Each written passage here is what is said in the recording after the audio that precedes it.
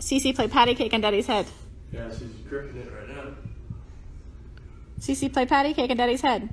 Go whack it, Daddy.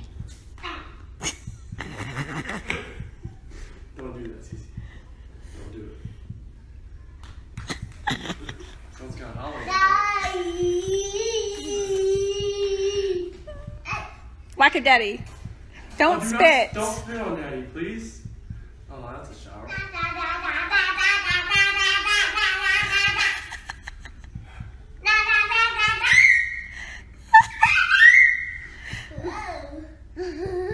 Careful, Bella, don't fall, okay? Whack it, Daddy. Whack it, Daddy. One more time, Daddy. Whack it, Daddy. Whack.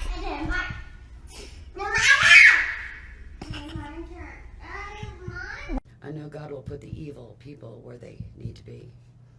I also want to take the time to thank the town of Frederick, Greeley, FBI, the DA's office, the CBI, for exceptional work.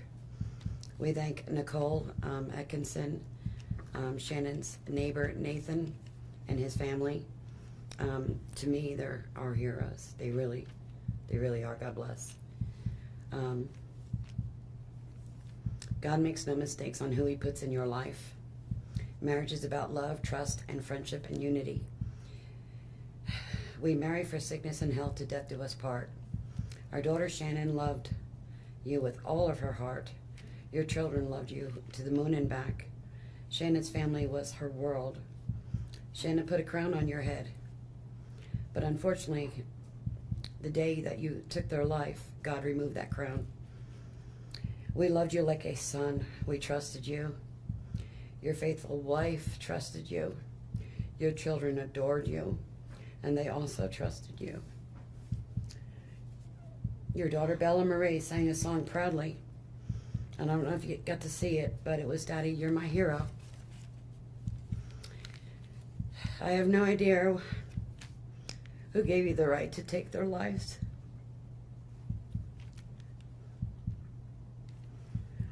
But I know God and his mighty angels were there at that moment to bring them home to paradise.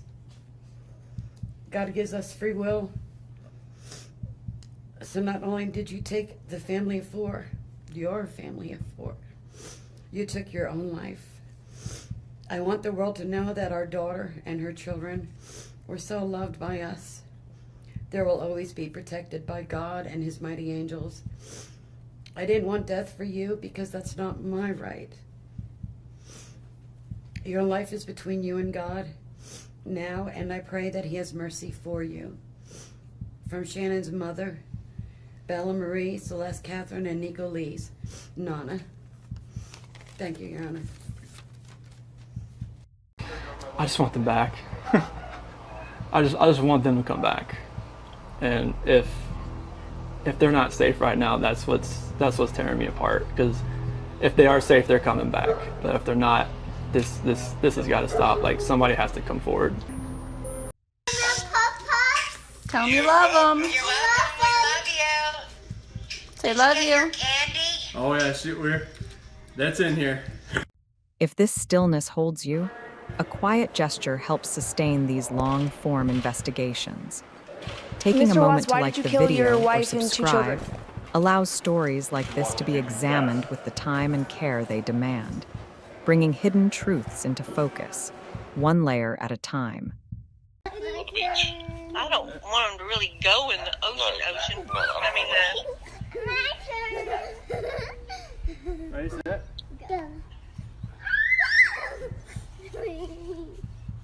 Ready, set? The pool opens in 2 weeks, too. what's the degrees today? 85, the last I checked. 120. Wow. No, Cece. Yeah. Cece, get girl. Oh God. Oh my gosh, are you kidding? She can climb that fence. Objectively say that this is perhaps the most inhumane and vicious crime that I have handled out of the thousands of cases that I have seen. and nothing less than a maximum sentence would be appropriate, and anything less than the maximum sentence would depreciate the seriousness of this offense. Deputies, I would respectfully ask that you take this defendant into custody and have him serve the rest of his life in the Department of Corrections. We are in recess. I don't want to be in it. Get lower.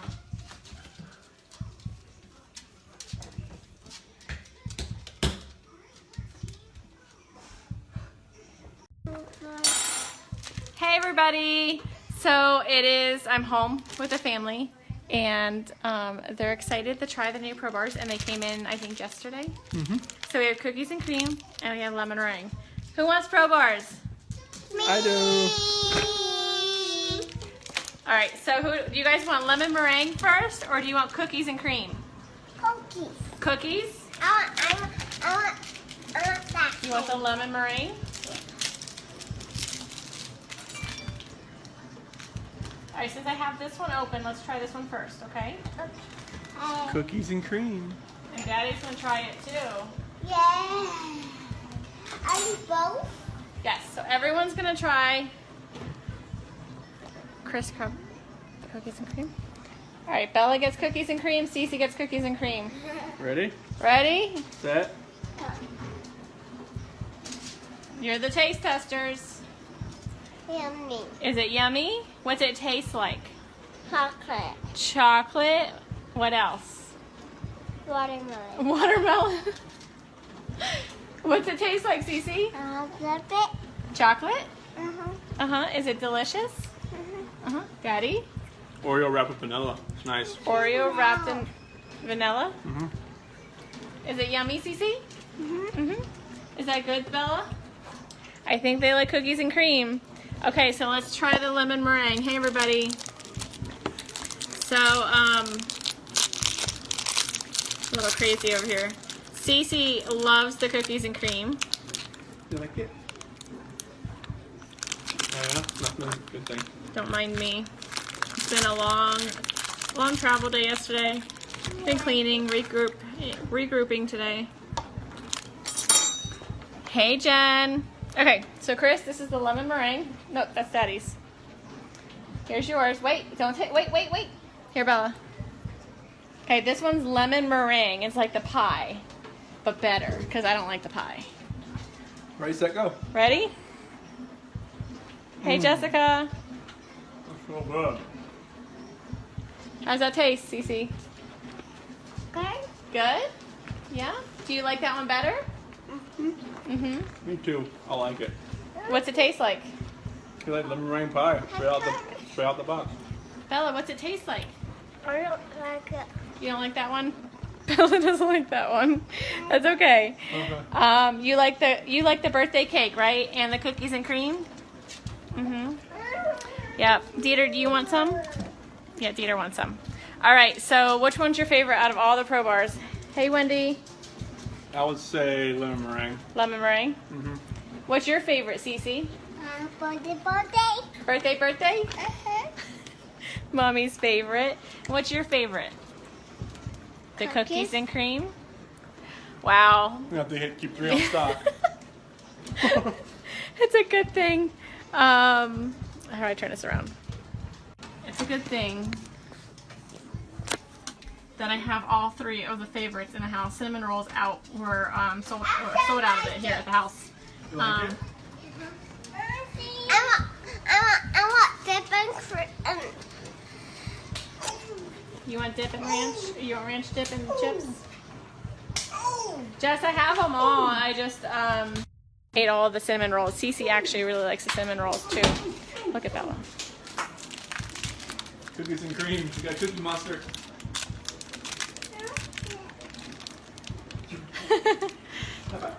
I'm guessing you like it, kiddo. You like it? You want the lemon meringue, Cece? No, she didn't like that one. I don't like that. Daddy will finish it. Yep. All right, you guys. So that's our family. Making sure I didn't miss anything. Hey, everybody. So So we're a mixed family. Apparently, birthday cake is a winner for me and Cece. Bella loves the cookies and cream, and Chris is lemon meringue, surprisingly, because he's a cookies and cream guy. Yeah. So super excited. I love it that it's a healthy snack, and Cece can eat it because she has a tree nut allergy. And none of our products are made in a facility that handles nuts at all. So Cece can have them. There's 0 nuts in them, and it's the only like go-to bar. Like we can't do processed bars. We can't do anything like that because Cece can't have any of it because it's all processed in a plant where there's tree nuts or nuts. So it's really nice that she can have it. It's a quick snack for mommy. It's always in my bag, and I can just give it to her. And I heard you, baby. I heard you. She wants ranch and dip. She's my child. Thanks, Kat. So it's really nice. It's convenient for me as a mom that I can just carry them in my purse and always have something for her. So super excited. The Pro Bars are amazing. They're a great snack, low carbs, low sugar, 2 grams of sugar in all of them, I think. But yeah, 2 grams of sugar and 20 grams of protein. So they're really good for you. So you guys have a great night. Love you. And we're going to be, Cece and I are fighting over the birthday cake. So, all right. Say bye. Bye. See ya. All right. Bye, guys. Past 3 months, I barely slept because I've been going through a lot of different emotions because I did not see this coming. You went from being my brother, my sister's protector, one of the most loved people in my family, to someone I will spend the rest of my life trying to understand. What gave you the right to put your hands on a woman, let alone my best friend, my beloved sister, your daughters, and your son? Why weren't they enough for you? In the blink of an eye, you took away my whole world, the people that mattered to me the most. Everything in my life I loved, your children. They trusted you. They loved you. They looked up to you because you promised to keep them safe. Instead, you turned on your family. My blood is boiling as I write these last words because they are the last you will ever hear from me. I can't even think of the right words to describe the betrayal and the hate I feel. And to be honest, you aren't even worth the time and effort it takes to put my pen to this paper. There isn't a day that goes by that I don't cry for my family. They were my whole world. All I do is ask myself why. Why would you do this? You don't deserve to be called a man. What kind of person slaughters the people that love them the most? Did you really think you would get away with this? Did you really think that this was your best option, to throw away your family like they were garbage? They deserve better, and you know it. I hope you spend the rest of your life staring at the ceiling every night, being haunted by what you've done. None of us deserved this. Hearing my mother and father cry themselves to sleep in this hotel room causes me anguish that is beyond words. I can't describe how this feels, how badly my heart is breaking for my poor parents. We trusted you. You have taken away my family from this earth, but you can never take them from my heart. You took away my privilege of being an uncle to the most precious little girls I've ever known. I will never hear the words Uncle Frankie again, but you will never be called Dad again either.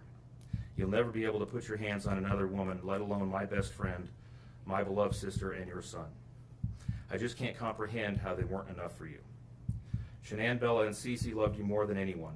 You were their hero. How could you destroy the people who loved them the most? I pray that you never have a moment's peace or a good night's rest in the cage you'll spend every day of your life in. A cage you are privileged to live in because my family isn't evil like you. We begged the district attorney to spare your life because despite everything, we believe that no one has the right to take the life of another, even someone like you. I feel sorry for your family. I know the pain that they must feel knowing that they can't hug you, because that's how my mother, father, and I feel every time we cry for our family. Nothing hurts more than watching or hearing my family weep for their loved ones. I just wish that I could tell that you would tell the truth, but I know that that is asking for more than you are capable of. I stayed up all night writing this statement. I don't sleep because of you. My life will never be the same because of you, but at least my conscience is clear. I get to live free, but I can't say the same for you. I haven't slept in 2 days because I've been anxiously waiting for this moment, the moment I get to tell you how I feel, how this has affected my family and I. My family and I can finally grieve after today. If anything, we will come out of this stronger today than we were before, and we will continue to pray for your family. Sincerely, Frankie Rusick. Thank you, James.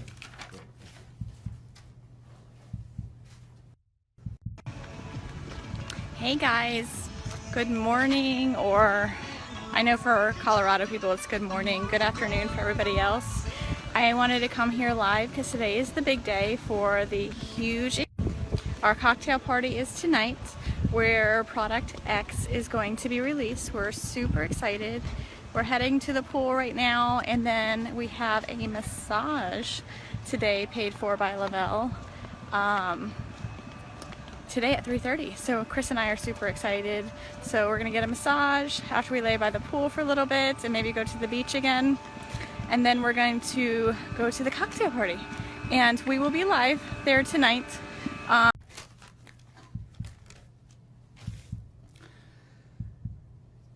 What I'd like to say to the court is that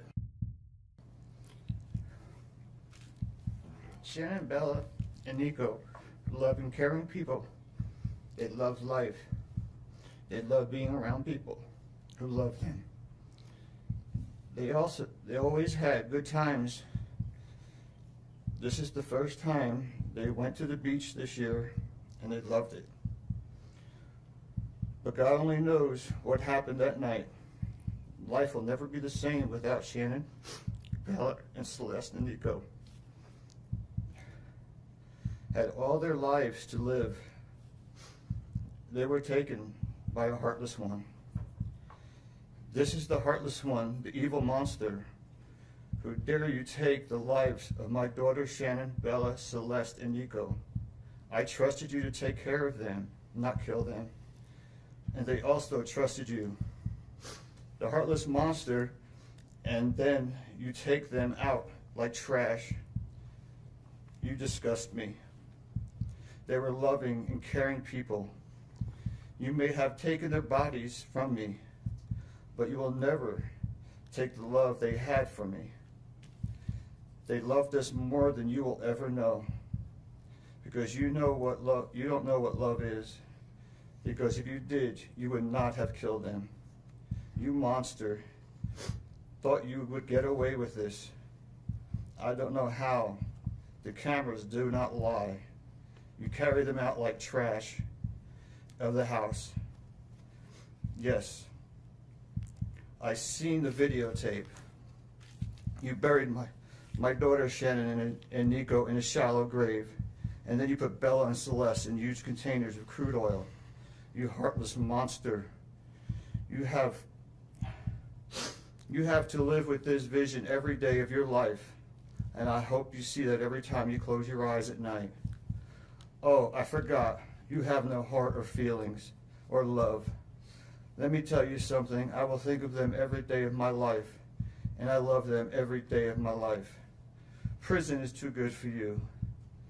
This is hard to say, but may God have mercy on your soul. I hope you enjoy your new life. It's nothing like the one you had out here. May the courts have no mercy on you. It's hard every day. It hurts in so many ways. I have heard people say that you're not a monster. No, you are not.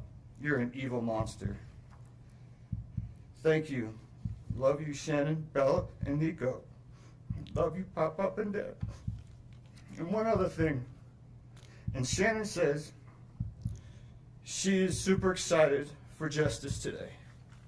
Thank you, Your Honor. Thank you, sir.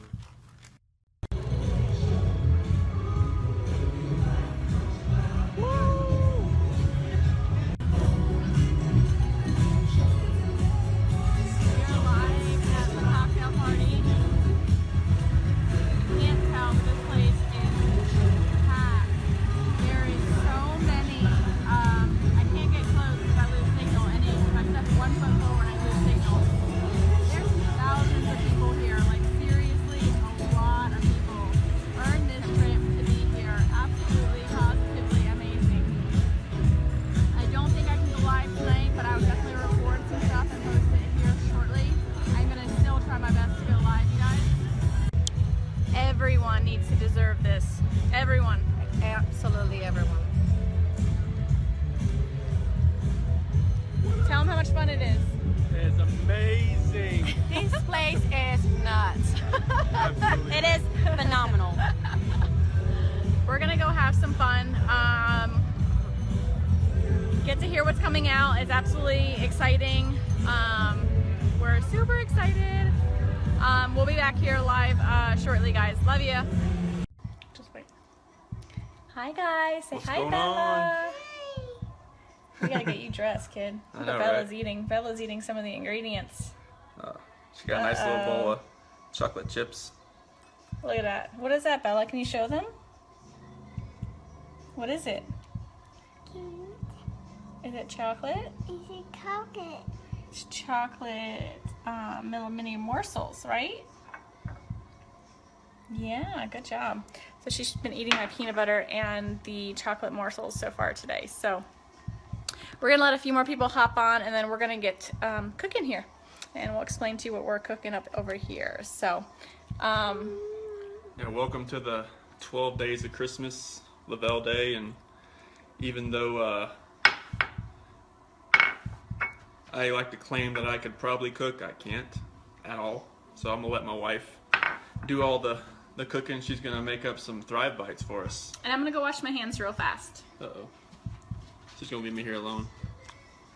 Oh, we got some people joining. Bella, look. Got people looking at us. Say hi. Wife's gonna be making up some Thrive Bites here in a second, so make sure you hop on and join us for the 12 days of Christmas. Bella's got some chocolate chips. I need a Lavelle apron. They All probably right, make guys. Hey, Michelle. Hey, Amanda. Bella's showing you what she's eating. She's eating the ingredients. She's been eating the ingredients since I've been getting them prepared. So we're gonna make Thrive Bites today. Chris didn't want to go on live doing it because he didn't want to mess anything up. Not that you can mess anything up with Thrive Bites. It's so simple. Except for today, we're gonna double the recipe because we love the Thrive Bites. When you are craving something to eat, or junk food or whatever, you just pop a Thrive Bite and it fills you up, and it's really delicious. Thrive Bites, right? Good job, Bella. My little helper right here. Thrive Bites. So today, I will post in the feed the Thrive Bites. Bella, shh. Will you turn it down for me, please?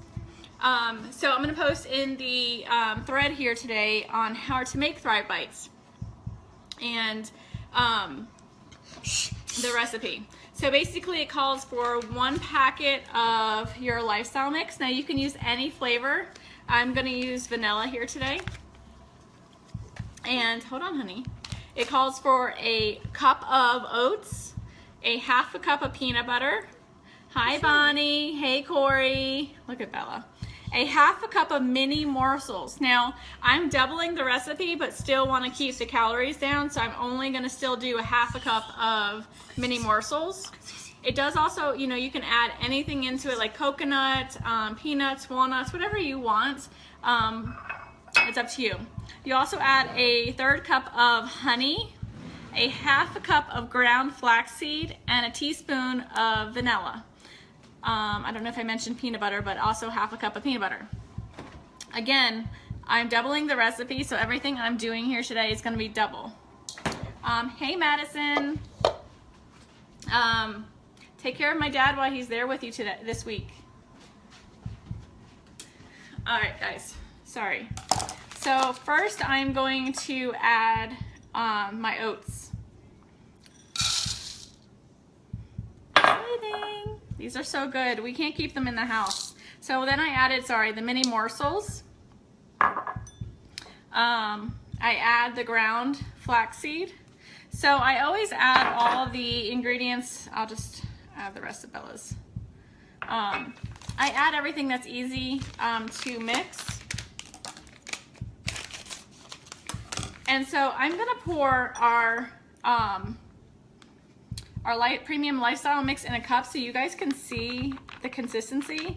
It is micronized. It is fine. Very, very, very, very, very fine. Hey, Christine. So if you guys, probably can't see that way here. So if you can see how finely micronized it is. I mean, literally it's thinner than flour. I don't know if you guys can see that very well. So, hey, Mandy. So the Thrive Premium Lifestyle Mix is so fine. I mean, it's very, very, very fine. Let me find the other one. So you add 2 of those because, like I said, I'm doubling the recipe. Hey, Sharon. And so now I just pretty much mix this. And then I'm going to add the honey, the peanut butter, and the vanilla. So look at this so far. Hey, Sarah. So look at our little Thrive Bites so far. They're no bake, super simple, super delicious. Like I said, like I'm going to Punta Cana in February, and I need to continue to, where'd Bella put my spoons? Hold on, guys. I think she took my, hold on.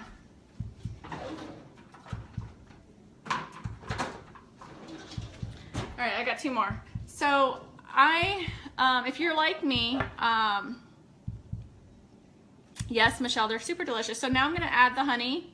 So I'm going to Punta Cana in February, and as much as I want to get into the gym, and I'm working on trying to find the time between work, you know, being a stay-at-home mom with the 2 girls, life and everything, it's really hard to get into. I just added the vanilla, sorry. It's really hard to get myself into the gym as much as I really want to. I've been doing some kind of like mini workouts at the house, like squatting and things like that, but it's hard for me to get to the gym. And being a stay-at-home mom during the day and working overnight shifts, you tend to snack a lot because you're always around food, and you know, whatever happens, you know, the kids are eating snacks, you jump on snacks. So this is my way of making my own snack, that instead of me grabbing a fruit roll-up or a bag of chips or any of that stuff, I just grab one of these, and I've made my own for the kids too. So they have their own little protein bites Bella loves. So now that all my ingredients are in here, I'm just going to mix it up really good. And as you guys know, messing with peanut butter, it's fun. So, sorry, I don't like a mess when I'm cooking. Not that I'm cooking. I know, Bonnie. So Bella does squats with me at the house because, you know, we all gotta work up the backside, right? So I am doing squats at the house, and it's super funny because she tries to do them with me. And so here comes Cece, the sumo wrestler, doing squats in my living room because she literally looks like a sumo wrestler when she's doing them. Yeah, Mandy, so that is my favorite side effect. And you know, the thing is, it's not a weight loss company. And as you know, I use you as an example because you are super skinny when you started Thriving. And so like, it's not a weight loss company, but you know what, with anything you can do, you can manage your weight, you know, with just the small things that you do with cutting out junk food. Like that's what has happened with me when I started the Thrive experience, is I no longer crave a lot of the junk foods as I used to crave. And being lazy from, sorry, I'm getting another spoon. Some of the, you know, filling in your nutritional gaps and craving more water, which is all I used to drink before, but I really crave a lot more water now. And on top of that, like I'm literally eating better. So that's really huge. You know, you got to take care of your body. You got to eat better. I'm changing the spoon because of the peanut butter. Hi, Carrie. So we're making mini Thrive, or not mini, but Thrive Bites here. So my hands are washed. Sometimes, you know, when you're in the kitchen, you just stick your hands in there. With the heat of your hands, it helps to melt the peanut butter a little bit, and so it kind of makes it easier to manage, so to speak. And then we're just going to literally roll these into balls, whatever size you like. I like to do them in like little minier sizes. So, and I'll kind of demonstrate here. Let me get this.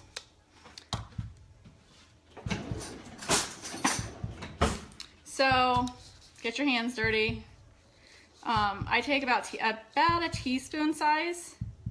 You can see that. And, you know, just pinch it into a ball. And so that's how big I make mine. They're probably a size of a quarter. in round. Carrie, they're super delicious and very healthy for you too, except for the fact that they have little mini morsels in them, but I cut the recipe in half when it comes to the mini morsels. And then you can be creative. You can use the strawberry shake with it. You can use the apple pie and create it into like an apple pie little treat. I love the peanut butter because everyone in this house loves peanut butter and I can never keep it on hand. So it's been really good. Like I said, the girls love them. I don't use the Thrive Lifestyle mix for the girls, but I make them their own little mini bites so they feel like they're getting a treat with us too. Yes, Mandy. So these are so, like, honestly, they're really good too. But yeah, and you can do whatever you want with them. You can add anything. I'm not a coconut person, so I don't add coconut to mine, but you can add chunky peanut butter. You can add anything, you know, that you want. Stick them in the fridge, let them chill, and then put them in a little container, and then you're good to go. Grab and go. How many spoons are you required? Listen. I use like one sometimes, but like it's sticky, and usually I just use my hands a lot. Of course they're clean, but I'm trying to be, proper, like professional TV cook. I don't qualify though. So, give me 1 second.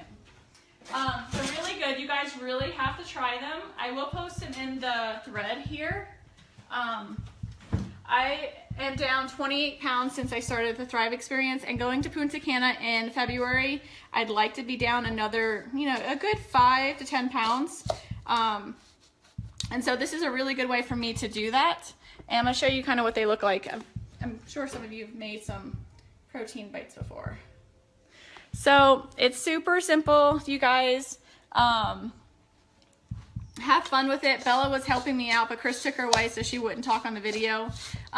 Incorporate your kids, like make something for them. And this is super fun. Bella likes to roll these with me, and she does a really good job with it. And it's interaction with your children too at the same time. So that's pretty much it. I'm gonna finish making these, and then I'll come back on later and show you what they look like when they're all done, even though they look the same, just a little firmer. So you guys have a great day, and I'll post the ingredients so Michelle, you can go ahead and continue shopping when you're at Walmart today. All right, guys, have a great day. These are great when you have an afternoon slump of work. Yes, so good. And honestly, like I eat them throughout the day, and they're really good snacks for when I work overnights, because when I work overnights, I tend to snack on a bunch of junk food, like things that aren't good for you. And so these have been a really good supplement instead of doing that. So instead of a bag of chips, I'm eating some Thrive Bites. All right, guys, have a great day. Your Honor, there are no words to adequately describe the unimaginable tragedy that brings us before this court today. By my comments, I'm not even going to try to express the horror, the pain, or the suffering that the defendant has caused to these families, to this community, and to all who were a part of this investigation. However, I do want to spend a few minutes sharing with the court the details of the crime, as so far you've only had an opportunity to review the affidavit and a few facts here and there that have been offered to the court in the motions and pleadings that have been filed. The questions that have screamed out to anyone who will listen since August 13th of 2018 are why and how? Why did this have to happen? How could a seemingly normal husband and father annihilate his entire family? For what? These are the questions that only one individual in this courtroom or on this planet knows the answers to. I fully expect we will not receive the answers to these questions today, nor will we at any point in the future. I don't expect that he will ever tell the truth about what truly happened or why. Even if he did, there is no rational way that any human being could find those answers acceptable responses to such horrific questions. The best we can do is try to piece together some kind of understanding from the evidence that is available to us. And the evidence tells us this: the defendant coldly and deliberately ended 4 lives, not in a fit of rage, not by way of accident, but in a calculated and sickening manner. Shanann was 34 years old. She had married the defendant in November of 2012. Over the weekend leading up to August 13th, she had been at a work conference in Phoenix, Arizona, and returned home in the early morning hours of August 13th. We know that she got home about 1:45 in the morning. The doorbell camera on their home shows her arriving back home from the airport. Shortly thereafter, at least according to the defendant, they had what he referred to as an emotional conversation about the state of their marriage and about what their lives would look like going forward. What was said during that emotional conversation, only he knows. What we do know is that shortly after that, the defendant strangled her to death with his own hands. We know that he slowly took her life the morning of August 13th. We know that this was not done in an uncontrolled, vengeful manner that he tried to describe to agents from CBI and the FBI. If that were the case, you would expect to see vicious, horrible bruising about her neck, shoulders, and face. You would expect to see the hyoid bone in her neck broken. You would expect to see some kind of defensive wounds on his body as she struggled and fought for her own life. None of those are present. The only injuries that were on Shanann's body were one set of finger or bruising, what appeared to be fingernail or finger mark bruising to the right side of her neck. We know that our experts will tell us that it takes 2 to 4 minutes to strangle someone to death manually with their own hands. The horror that she felt as the man that she loved wrapped his hands around her throat and choked the life out of her must have been unimaginable. Even worse, what must Bella, age 4, and Celeste, age 3, must have experienced or thought as their father, the one man on this planet who was supposed to nurture and protect them, was snuffing out their lives. They both died from smothering. Let me say that again. The man seated to my right smothered his daughters. Why? Imagine the horror in Bella's mind as her father took her last breaths away. Your Honor, understand very clearly, Bella fought back for her life. The frenulum, the connective tissue between her upper lip and her gum, had a centimeter and a half laceration. She bit her tongue multiple times before she died. She fought back for her life as her father smothered her. Celeste had no such injuries. In fact, she had no external injuries at all. But according to the medical examiner, she was smothered nonetheless. The defendant then methodically and calmly loaded their bodies into his work truck, not in a hasty or disorganized way.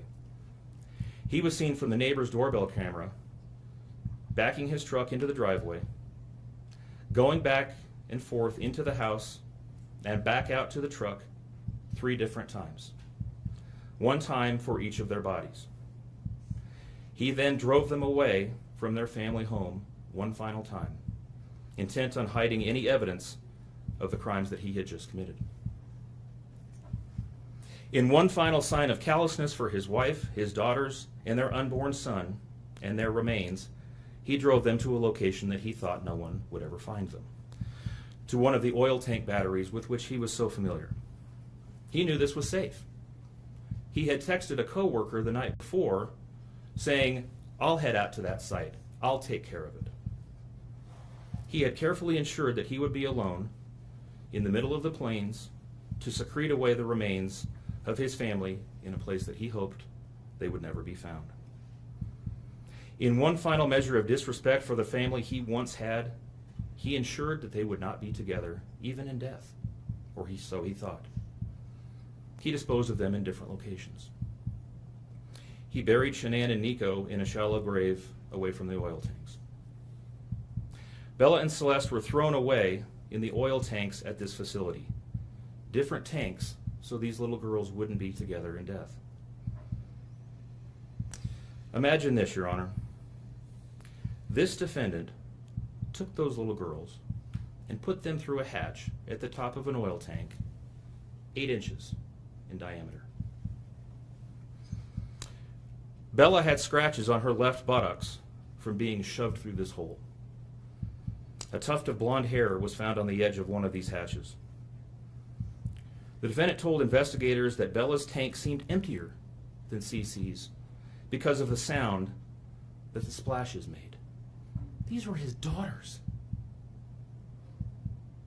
Significantly, when his co-workers arrived at the tank battery later that morning, to a person, they all described him as acting completely normally. It was a normal workday, even while his daughters sank in the oil and water not far away from him. And then his efforts at deception truly began. We've all seen the emotionless interviews that the defendant gives to the local media, asking for help in locating his family. We watched as he claimed that the house was empty without them, and that he hoped that they were somewhere safe, and that he just wanted them to come home. He told investigators that they were at home sleeping when he left for work that morning, and that Shanann had told him that she was taking the girls to a friend's house for the day. What is striking about this case, Your Honor, beyond the horrors that I've already described to you, is the number of collateral victims that he created by his actions.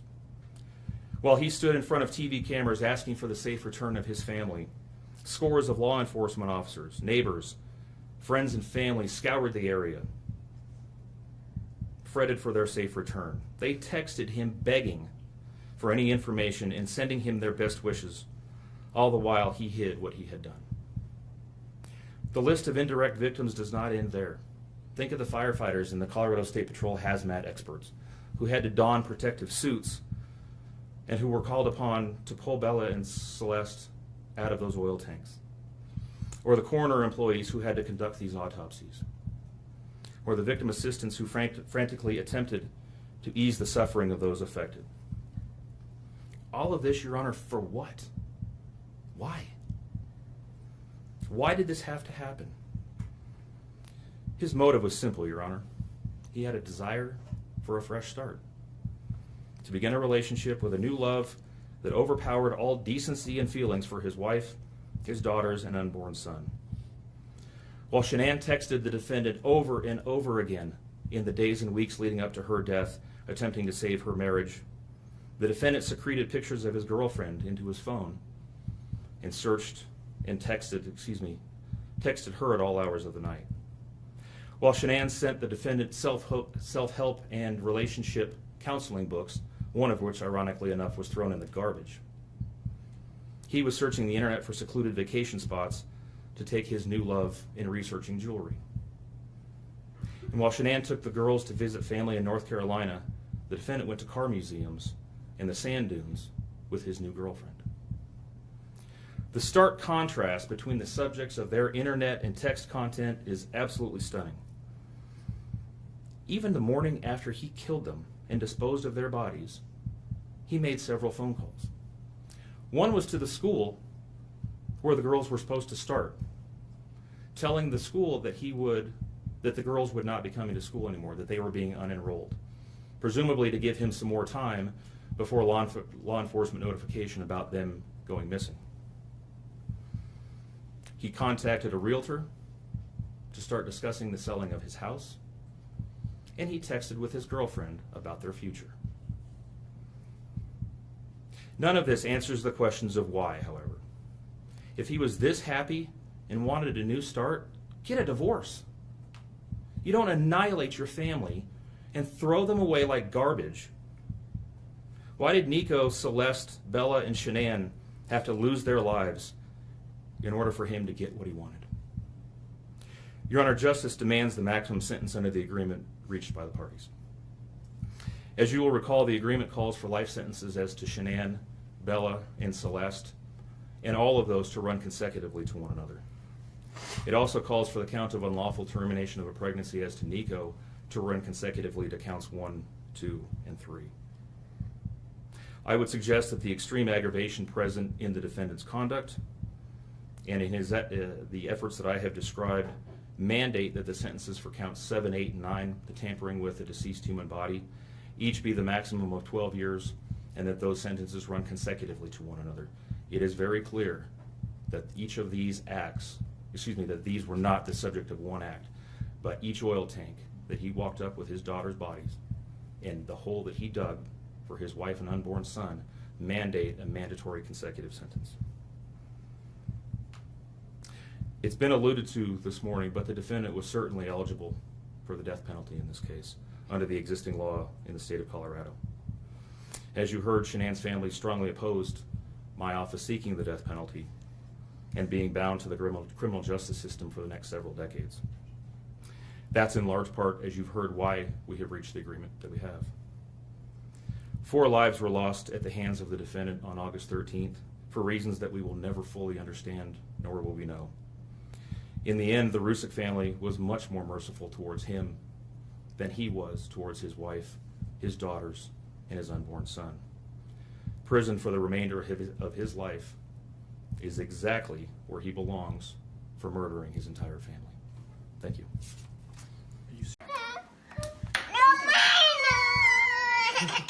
Girls. Oh, CC Girls. Bella. Okay. You want chocolate? No chocolate? If you want chocolate, you just get this bowl. You want this one, bigger one? We're gonna go.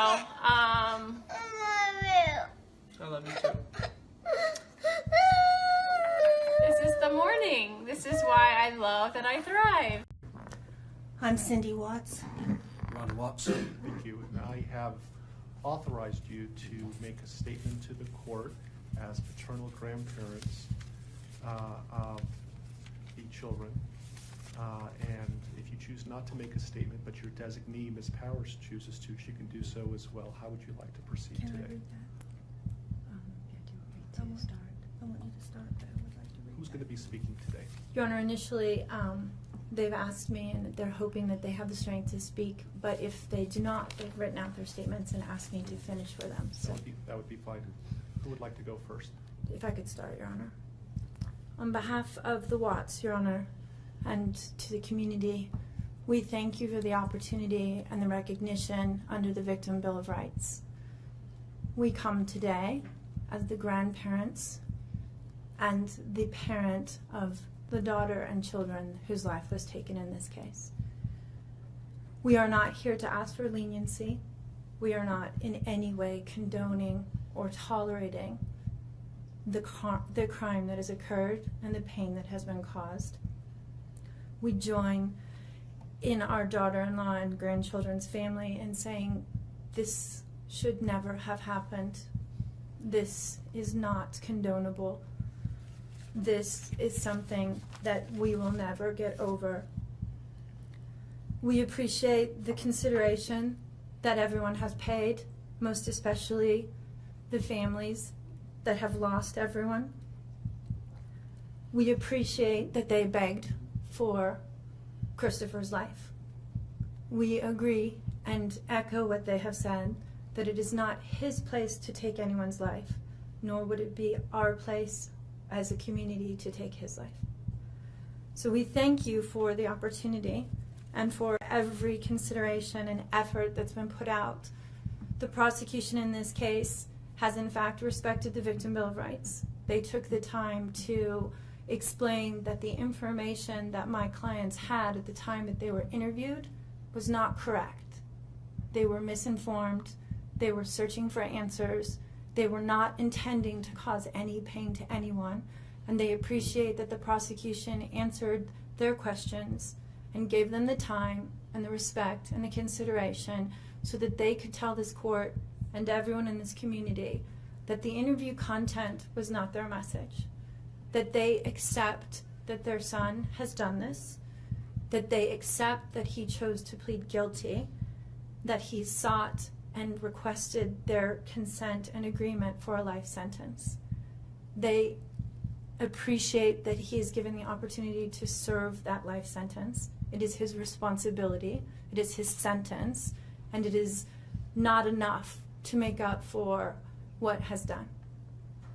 We understand and we join the family in that we have questions. We don't know how such a thing could possibly happen, or that a man that was responsible for raising his children and protecting his wife would take the steps that he did. and that he would disregard their bodies and the love that he had for them and they had for him and everyone else, and take the gestures and put this community through the investigation and the discovery and the responsibility of bringing justice. We do not understand that. We do not think it was appropriate. We cannot begin to think that an explanation will ever justify it. My clients indicate that they understand that a full opportunity for a confession with all of the responsibility and accountability has not occurred. And they support the family in the request that that happen, if not today, at an appropriate time, in an appropriate manner, so that everyone can have peace, to understand to the best of their ability the details that they need and to have their questions answered. And by giving this opportunity of a life sentence, we hope that he embraces that moment. That had the death penalty been pursued, there would not have been an opportunity to be accountable and to give a full confession. And had the death penalty been sought, counsel would have fought for his life, the prosecutors would have been engaged in a multiple-year battle, the families would have been torn apart, this community would have had to subsidize it and endure it, and we have so much respect and gratefulness that that did not happen. We would strongly encourage Christopher Watts to give that full confession in the tone and in the timing that he thinks is appropriate with the guidance of his counsel. We feel that it would be appropriate and helpful to ease the pain and the suffering. But we also say we don't think that there's anything that he can say that will ever account for his behavior. There's nothing that can be done to cure the harm he has caused. And he has the responsibility to serve his sentence with dignity and with regard for everyone, and to spend every breath that he has left in an atonement for what he has done. Do you want to read it? If I could just have you state your name for the record. Cindy Watts. Thank you. My name is Cindy Watts. I am the grandmother of two beautiful granddaughters, Bella Marie, Celeste Catherine Watts. I am also the mother of Christopher Watts, who I will be directing most of my statement to. First, I'd like to begin by recognizing the absolute horror of this crime and acknowledging the devastating loss that both the Rusek family as well as our family have faced.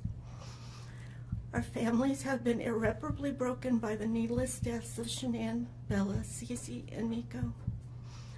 This is something we will never get over. We will always mourn the loss of our family, and in that we are united in our grief. I am still struggling to understand how and why this tragedy occurred. I may never be able to understand and accept it, but I pray for peace and healing for all of us. Now to my son Christopher, I have known you since the day you were born into this world. I have watched you grow from a quiet and sweet, curious child who Bella reminded me so much of, to a young man who worked hard in sports and later mechanics to achieve your goals. You are a good friend, brother, father, and son. We have loved you from the beginning, and we still love you now. This might be hard for some to understand, how I can sit here under these circumstances and tell you, although we are heartbroken, although we can't imagine what could have led us to this day, but we love you. Maybe you can't believe it either. As the Lord said in Jeremiah 3:31, I have loved you with an everlasting love. Therefore, I have continued my faithfulness to you. And you, as your mother, Chris, I have always loved you, and I still do. I hate what has happened. Your father and sister and I are struggling to understand why. But we will remain faithful as your family, just as God remains faithful because of his unconditional love for us all. We love you, and we forgive you, son.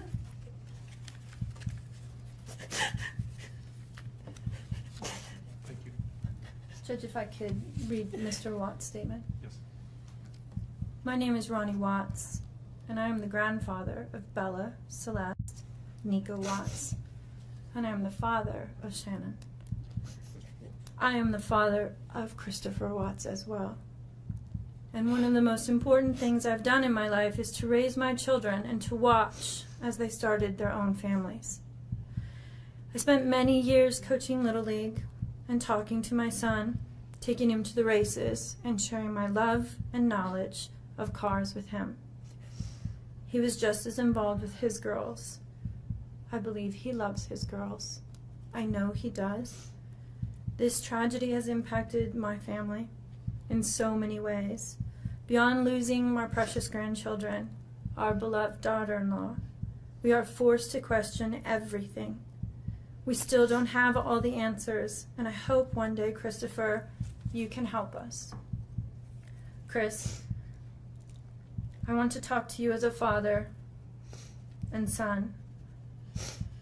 You are here today accepting responsibility, but I want to tell you this now. I love you. Nothing will ever change that, and I want you to find peace, and today is your first step. The Bible says if we confess our sins, God is faithful and just and will forgive us.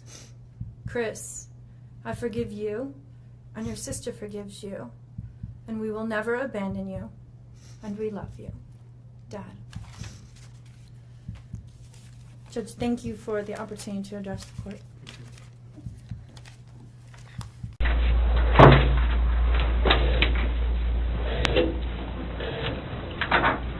So I brought Graham in here because we want to talk to you about the results, okay? Sure.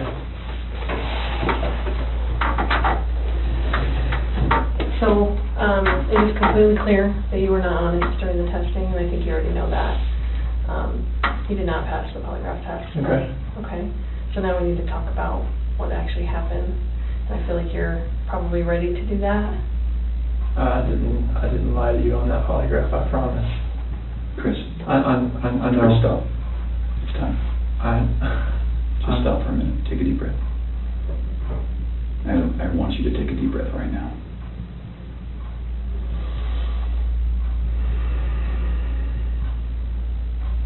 There's a reason you feel sick to your stomach. And when people hold stuff inside, it makes you physically ill.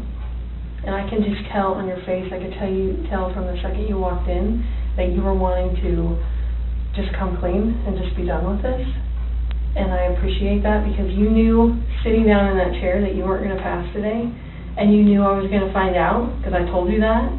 And then you continued to stay knowing that you could, at the end, say, you know what, I just need to get this off my chest. Like, I just need to tell you what happened. We're not here to play games. We're not here to do any of that with you. We just want to know what happened. So can you start from the beginning and tell us what happened? Everything that I've told you, I did not lie on this polygraph. I don't know how much I could tell you right now. Like, I did not. It's not even an option right now because you did not pass the polygraph. So I know you were being deceptive. So that's not even an issue right now. The issue right now is what happened to Shanann, Bella, and Celeste. That's the issue right now. Okay. Okay. So let's talk about that. I know you want to tell us. I can see it in your face. Holding this lie in is going to do nothing for you. I know this. Like, okay. I'm not like trying to like cover things up. Like. Yeah, but you kind of are because it's normal. Normal people would do that. Normal people that make a mistake initially are going to go, I don't know what you're talking about. I didn't do anything. That's normal. I would expect that. It's just like if you ask your kid, you know, did you write on the wall? And they go, no. And you're like, you have a marker on your hand. Like, I know you just wrote on the wall. And they're like, oh, okay. That's a natural reaction that someone's going to initially lie about something like that and then eventually tell the truth. So this is your eventually telling the truth time. This is where the rubber meets the road, Chris. Like, don't let this continue any longer, please. I'm not trying to make anything continue. Like, I want them back home. Like, But you know they're not coming back home. You know that. I don't know in the back of my head. I hope they come back home. But you know they're not. I hope they come back home. Mm-hmm. And I don't know they're not coming back home. Chris, Tammy and I are confused. Okay. And here's what we're confused about. I told you that we've done some work overnight. Yeah. I told you that we've got a lot of leads. Okay, that wasn't a lie. I know. We know a lot more than you think we do. Okay. And here's where we're confused. You're this great guy, and I'm not just telling you that, okay? I'm telling you that because everyone tells us that, okay? We can't find anyone to say anything bad about you. Chris is a great guy. He's a good father. He's a good man. We're confused as to why you're not taking care of your beautiful children. I'm not taking care of them right now. Right now. Where are they? I don't know where they're at.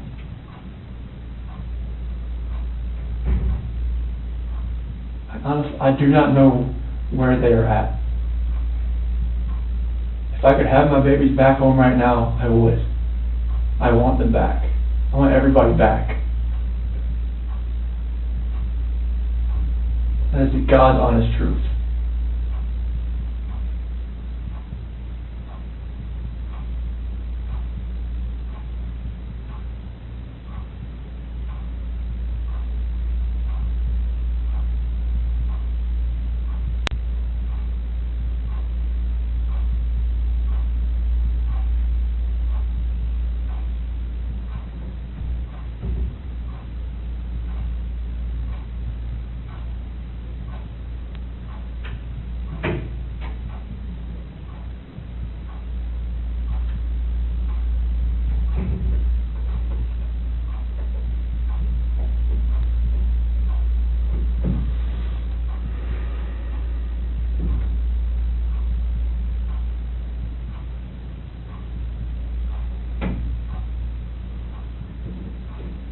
So let's keep talking about your family, okay?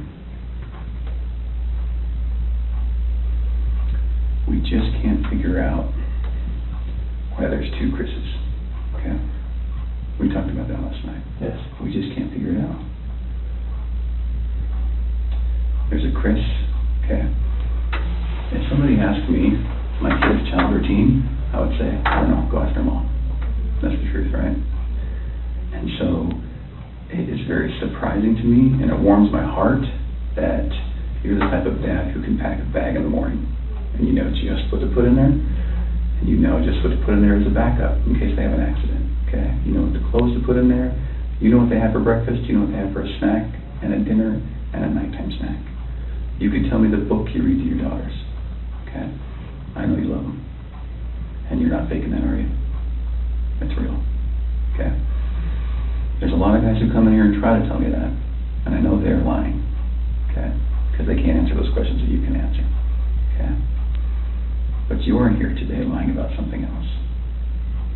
So we need to talk about that, okay? I cheated on her. I know. And this is very good. Keep I'm not proud of it. I don't think anything like that could happen. I don't think I would ever do it, but I did.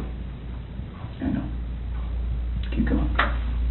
And she accused me of it. I denied it. I cheated on her, and I feel horrible for it. Like, she was pregnant, and it was, I don't want to, I didn't hurt her.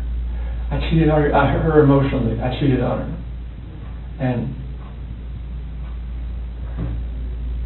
I feel absolutely horrible about this, but that's what I've been holding. When I didn't go to the Rocky game, I was with her. Okay. I went to dinner with her. Okay. Keep going. That 5 weeks I was alone, I was with her most of the time. Okay. You're doing a good job. This is the Chris that I knew would come out today. This is the Chris who tells the truth because you're a truth teller. When I tell you I fell out of love, it's because I fell in love with her. Absolutely. Okay. I mean, that's God's honest truth. Okay. her. So I don't want to get her involved in this. I don't want to ruin her life. Like if something like this, I don't want her involved in this. Okay. So can we talk about that a little bit? Yes. I knew that you would say you didn't want to get her involved. Because you'd like to take care of people. She's a wonderful person. Like, I mean, she knew I was married, yes. And I told her we were going through issues, yes. Yes. And I told her that, we were going to get, at the end, like, we were going to get separated. Like, once I figured out what that was, I didn't know what that was going to be. I know. I had no idea. I I saw her, took my breath away, and I'd never thought in a million years that could happen. I know. I don't even think I'm a figure. It was, I never felt that way about anybody in my lifetime. Mm-hmm. Chris, that's not your fault. No, I'm just.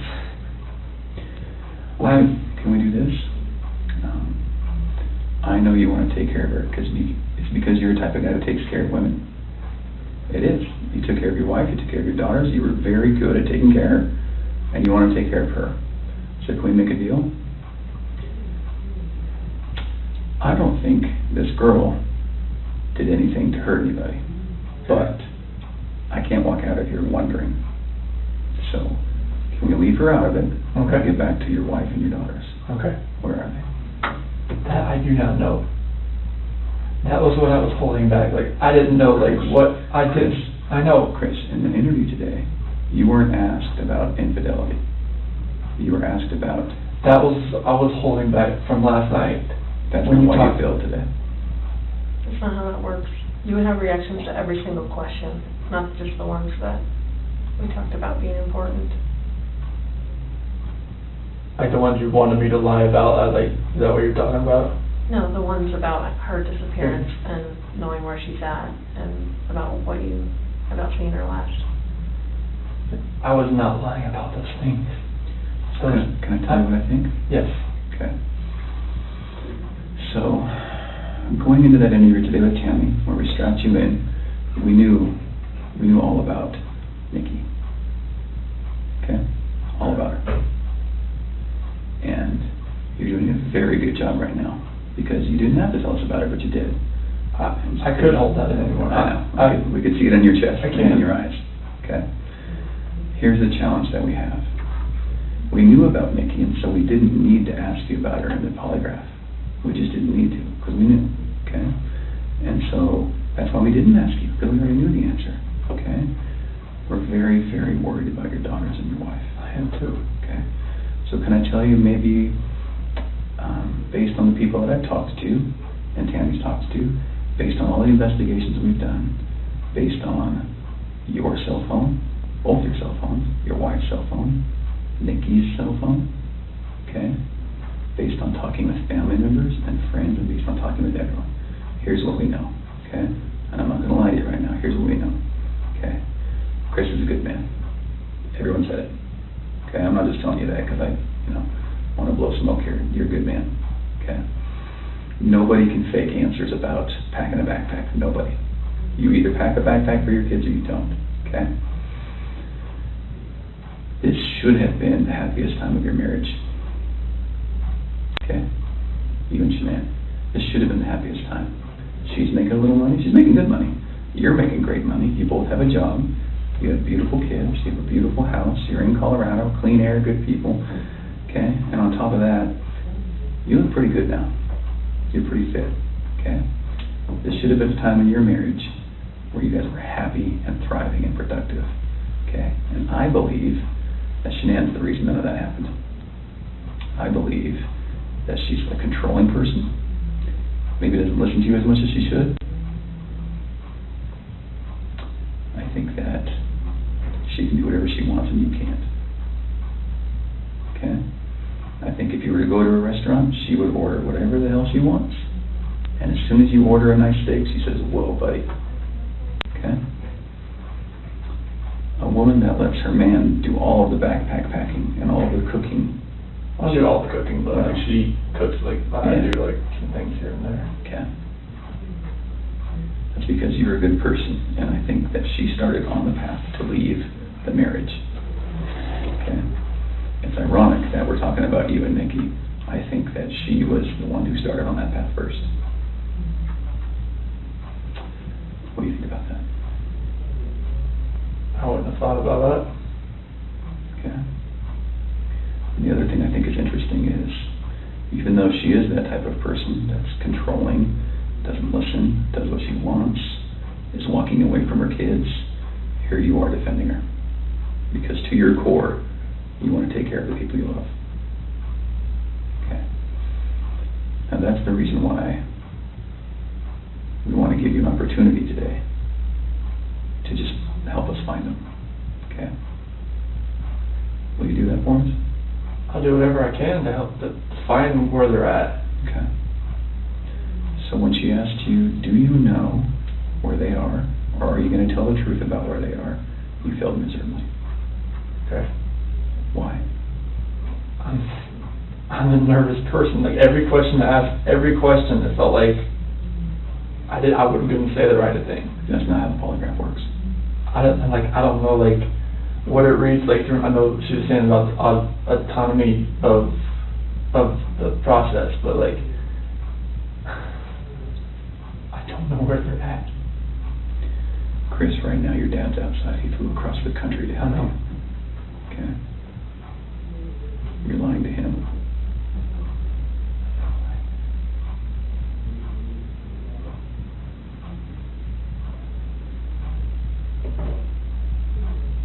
You're lied to everyone you talk to. And they all bought it. Will you please help us find your babies? I want to find them. I've told you over and over, I want to find everyone. Can we go back to that night? Yeah. You know that we have texts, and we know that there's an Alexa in your house, and you know that those are trained to record distress. Okay. You know that we know the content of Nikki's text messages and your text messages and Shanann's text messages. Okay? I didn't know you knew where Nikki was until tonight, right now, so. Okay. Tell us about that night again, and please tell the truth this time. I told you the truth. I promise I've told you the truth. Like, I woke up at 4 o'clock. I woke up at 4 o'clock. Got dressed, got ready. 4:15, me and Shanann talk. About the house, about separation. Did you guys talk about Nikki? She accused me of like, all right, well, you know, is there somebody else? Sure. I didn't say it. You denied it? Yeah. Okay. Because she brought up like, you know, like, well, was there a $68 charge on dinner the other night? Okay. Was there 2 of you? And that was with 2 of you, wasn't it? Yes. Okay. That's Nikki. Okay, so it sounds like at that time there was maybe you weren't quite ready to just say, man, this is everything. I couldn't say it. Okay. We were already trying hard enough. I couldn't say that. Okay. What did you say? I just told her like, this separation has to go. I want separation. Okay. Was it her idea to sell the house or yours? She initiated the realtor the week before in an email. Why? Because we were talking about the marital issues. She's like, well, you can't afford to live on her own. Well, she can't afford to live on her own, and I can't afford to live on my own. So she was like, we need to just contact Van and see. And who'd you contact? Well, she contacted Ann, our realtor. Ann? Yeah. Okay. Would Ann say the same thing, that your wife initiated the contact? Yeah. Okay. She would. And then on Monday, I texted her to see if what she could do. Okay. And that's in there too. You probably already knew that. Tell me about the pregnancy. Was that your idea or hers? She said she was about 80-20. Well, when we did the pros and cons of it, like after she got pregnant, she told everybody that it was mainly my idea. Is that true? Yeah, I mean, I wanted a boy. Did you want to get pregnant? Mm-hmm. Okay. And then after the fact, she said it was mainly me that wanted it, and she was about, you know, she was 70-30 against it at that point. Like, she would tell her friends that. Yeah. And I was just like, what, 70-30 against it? Like, why? Okay.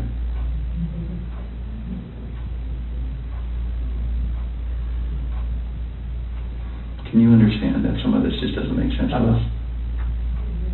Okay. How is it possible that a woman and 2 kids are just completely gone off the face of the earth? I promise you, I have nothing on my hands I did nothing to those kids or her to make them vanish. So tell me what happened then. I believe you that you did nothing on your hands. What happened? When I left, I mean, it's on video that I left and I was in my truck. I didn't like load anything into my truck besides my tools, my container, my book bag, my water jug, my lunchbox. Okay. But then what happened? I drove out of the driveway. No, before you drove out of the driveway. What happened with your wife and your kids? I didn't do anything like that. They were still in the house. Where are they? Where did they go? I don't know, sir. I really don't know. Your wife's not the type of person to vanish. I know she's not. She had 10 things on her schedule that meant she was going to be there the next day, that day, the day after that, with friends, with a doctor. Okay? She didn't leave because she wanted to. Right. So what happened? I didn't do anything to her or the kids. Was it an accident? I didn't do anything. Was it an accident? There was no accident. I don't know if there was an accident in the house. I wasn't there for it. It's a big deal if it's an accident, because we can work with that, Chris. No. And I think that's maybe what happened. I did not cause an accident. I didn't do anything to my wife and kids. Was it a misunderstanding? There's no misunderstanding. Like, we had that talk. There was a misunderstanding where I didn't tell her about the affair. Okay. I didn't. That was the misunderstanding. Like, miscommunication, misunderstanding. Yeah. Good. But I probably should have told her right then, honestly. I mean, everything was out on the table anyways. Right.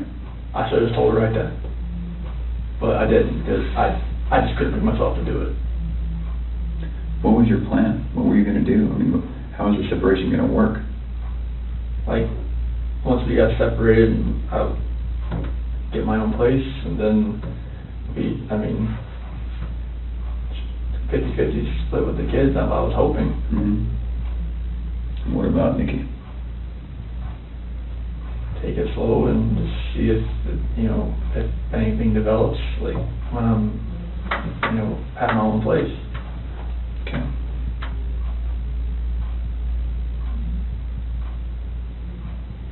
I just find it hard to hear you talk about just having this emotional, conversation with Shanann, and you're bawling and crying together, and you have not shed one tear in 2 days that you've been here. Not one. And help me understand that, because I don't get it. These are your baby girls, and you have not shed one tear over them not being around. Chris, I lose my 4-year-old in the store for 10 seconds, and I start to go panic. I have not seen any of that from you at all. Help me understand that. I love those girls. I would never do any just because I haven't shed a tear. Like, you no, that's weird. Is that weird? Don't look into that like I don't love my kids. Tell me, explain to me. You're crying with your wife that you're leaving her. Yeah. But you don't cry that your 2 little baby girls. I'm hoping they're still around somewhere. I'm hoping they're still somewhere. Yeah, but you don't have them right now. You're not reading stories to them at night. I know. You're not giving them midnight snacks. You're not giving them their medicine. You're not waking up with them in the morning.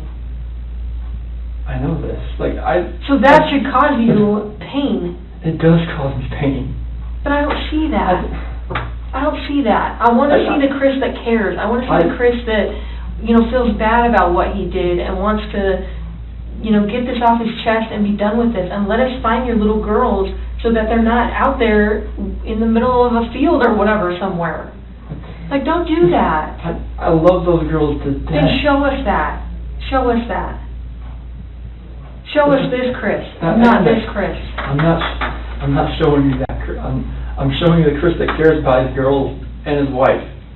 Just because I haven't shed a tear, it shouldn't make you feel like that the love isn't there for them. It's weird. It doesn't make sense to me. I understand that. You have to... I totally see where you're coming from. Trust me, like, there's nothing... just because Chris, people can be pushed to the point where they do something that they regret. It happens every single day. I know. But part of what makes you a man is the guy that goes, I really fucked up, but this is what I did, and I'm going to pay for what I did, and I'm going to tell you what I did, and I'm going to be honest about it. Chris, we can keep talking to you once we find these girls, okay? So once we find these girls and your wife, right, no matter how we find them, no matter what condition they're in, we can keep talking to you, and you can tell us, guys, it's not as bad as it looks. And you can say, let me tell you what happened. I was never comfortable with you, Graham, or with you, Tam. No, I wasn't comfortable yet, but now that everything's known, now that these girls are found and Shanann's found, however they're found, it's okay. We can keep talking to you. Okay? Chris, did Shanann do something to them? No, I don't know. I'm serious. I have no clue. No, you would have known, because they didn't leave the house. Did Shanann do something to them, and then did you feel like you had to do something to Shanann? They were at the house when I left. They were there. They weren't there. They didn't leave. They vanished. They were there. The only way they could have left is in your truck. There's no way, because, like, I didn't just throw them in my truck. You know your truck has GPS, yes, right? Yes. Because you told your boss, like, yes. Hey, I'm going through separation, or maybe staying at a friend's house, whatever. You know that thing pings every 10 seconds? Yep. So we will know exactly where you went. And your company's giving that to us. I know. Okay. Are we not asking the right questions, Chris? No, you're asking all the questions. What are we not asking you right? What are we doing wrong? You're not doing anything wrong.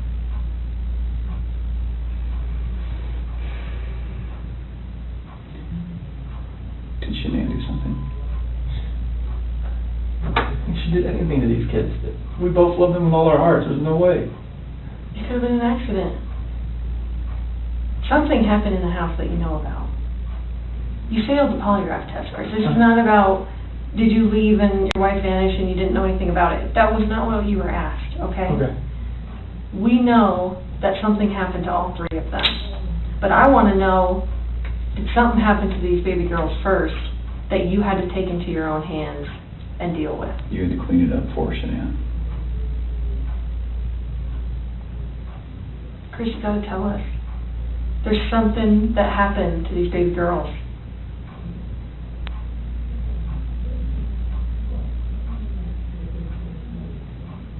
Look at them. I know. Before you came in, I was just watching videos. We have no doubt you love these girls with all of your heart.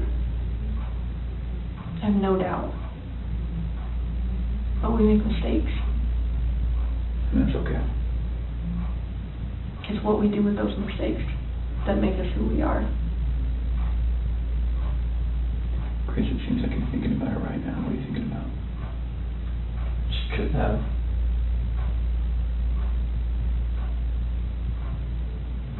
I feel like you cleaned up for her. I feel like that's the type of guy that you are.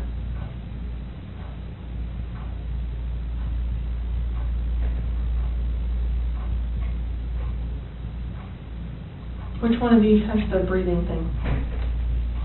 Well, they both have inhalers, but she has the EOE. Encephalitis esophagitis. Did she have problems breathing?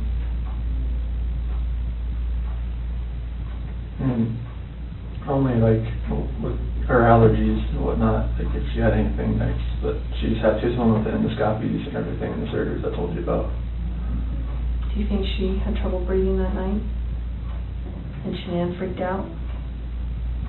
And didn't want to live without her baby girl? I don't think so. Did you hear about the homicide that happened in Aurora, where the guy beat that family to death with a ball-peen hammer? Mm-hmm. The only person that survived was a 3-year-old sibling. And that sibling grew up to be a total mess. No family, no mom and dad, no brother or sister, just sort of by herself. She says, I wish I would have died with them. And there are times that people freak out. I've seen it. I mean, I've been in law enforcement for almost 20 years. I've seen it. Parents freak out and they're like, oh my God, like, I can't have my baby girls live without each other. They're best friends. They're like twins. They're, you know, they wake each other up in the morning. And I understand that. We had a mom in Castle Rock that suffocated both her baby girls. She's like, my husband was going to take them, and she's like, I just couldn't handle. I thought I was doing right by them. I thought I was saving them pain. And I get it. Why? How'd she save them pain? Because she didn't want them to have to live without their mom.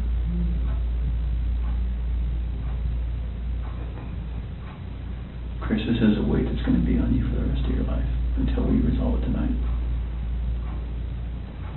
Unless we can talk about this more tonight, this is going to follow you forever. I promise you, when you start talking to us, you will feel better. I know you already feel better about getting the Nikki off your chest. Please don't like involve her in this or anything like that. She can't do that. You gotta help me. I know.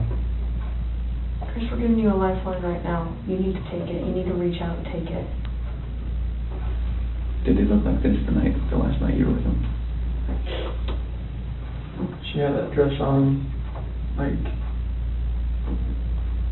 on the 8th or 9th. It wasn't in this, but she had that dress on. 'Cause I remember I had 2 buttons on the back. I'd take them off so I could get her pajamas on that night. Did you guys make sure they were warm when they left the house? Make sure they were warm. They're always warm. They always have, when they're in their beds, they're always warm. Okay. Were you guys taking care of them at the very end? I wouldn't. They're always taken care of. They never miss a meal.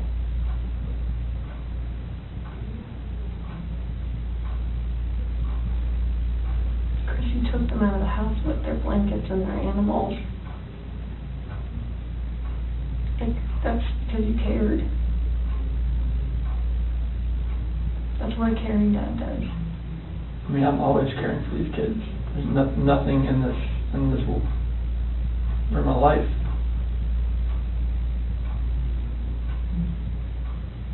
I believe that. I believe that, and I believe someone made a mistake, whether it was you or Shanann.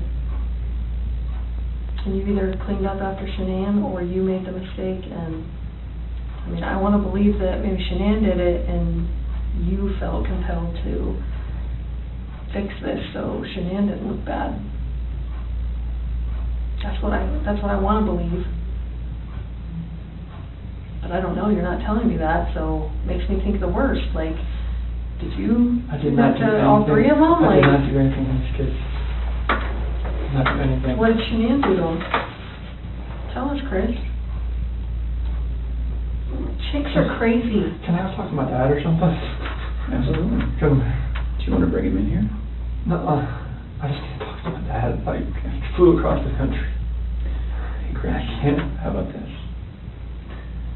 If we brought your dad in here, would you please tell him what happened?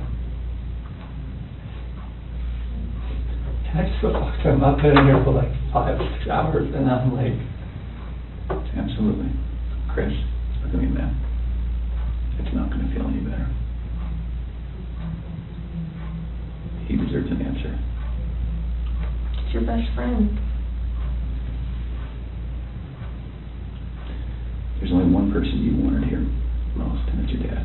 Yes. what would you tell him?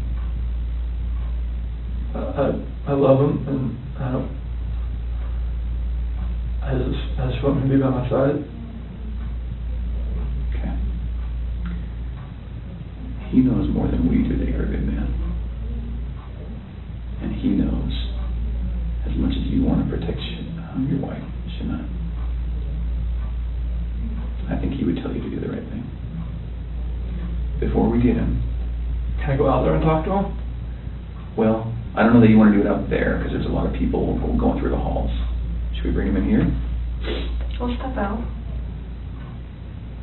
Okay. Can you 2 minutes with him? Okay. Can we just ask a couple more questions?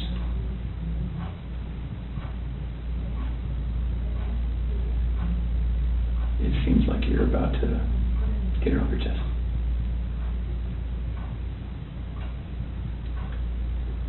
Is there any way that you can help us understand more about Shanann and why maybe something happened? So that we don't get a bad picture about her. And what I mean is, what happened that night with her? As far as like after I talked to her? With the girls. Like when we were having that conversation in bed there. Like when I talked to her about the separation and the house, and she asked me about the affair, and that's how that conversation went. She was distraught. She had like mascara running down her face, all that, and it was emotional. Well, how about this? If we bring in your dad, will you promise me that you'll talk to him? I'll talk to him. Okay. Will you promise me that you'll tell him everything? Would it be easier if you told him and he told us? I don't know. Okay. I don't know if that's going to be easier or not. I tend to think it's not. I think you're the type of guy that needs to take responsibility because you always have taken responsibility. You've always made the right choice. So, I guess I'm just worried that if we bring your dad in here, that could distract you. What do you think? Distract me from like talking to you? Yeah. I just need to talk to him. Okay. All right. I know you'll do the right thing. I do. I don't know how long it's going to take. I think that you need to think a little bit more about that. Okay? And you need to realize that your dad is not going to stop loving you no matter what you tell him. You are his child, and he will not stop loving you. Never. Ever. And this is not the last chapter in anyone's story. At all. Okay?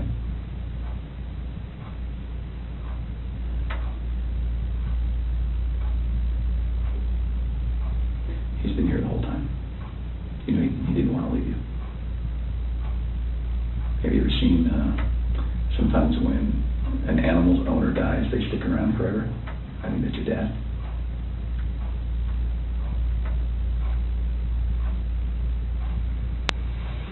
Poor guy didn't want to leave today, okay? So, keep that in mind. He wants to hear it all.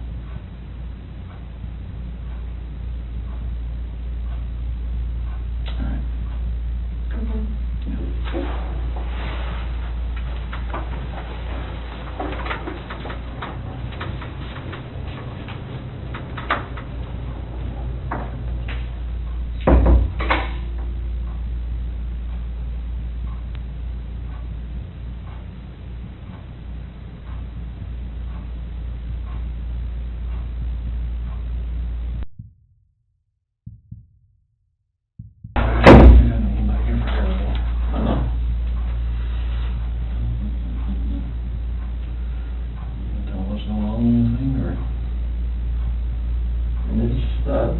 Polygraph failed it. Yeah, because there's too much emotions.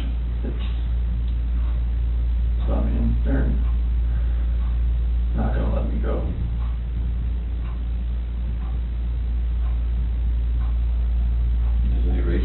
shouldn't. Well, it's no, they know I had an affair. And they know. I can't think about that.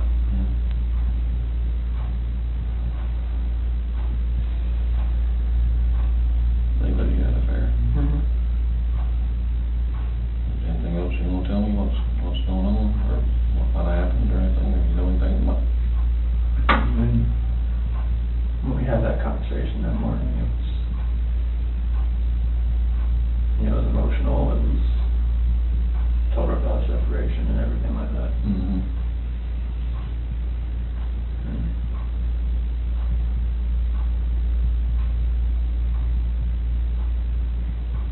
What happened after that? I helped me downstairs and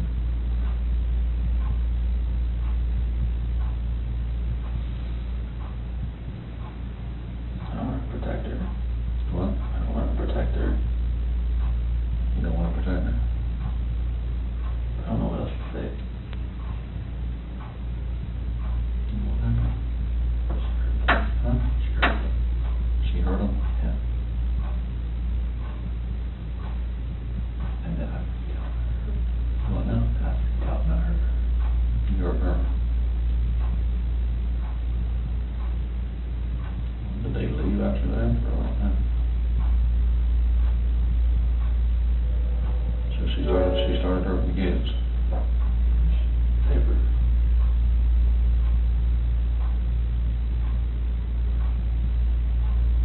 Talk to you guys, what happened?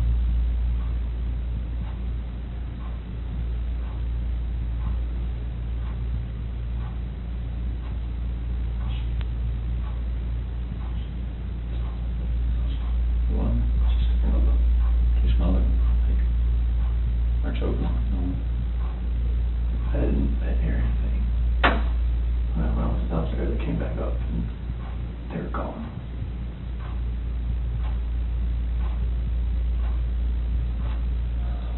I don't know, like me talking to her about that. Talking to her about separation and everything, about like, she lost it. I don't know, like, what else to say, like, I freaked out.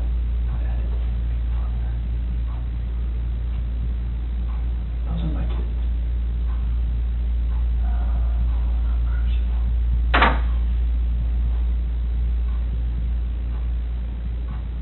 So she, it's not that one time, you were leaving the place and going to work.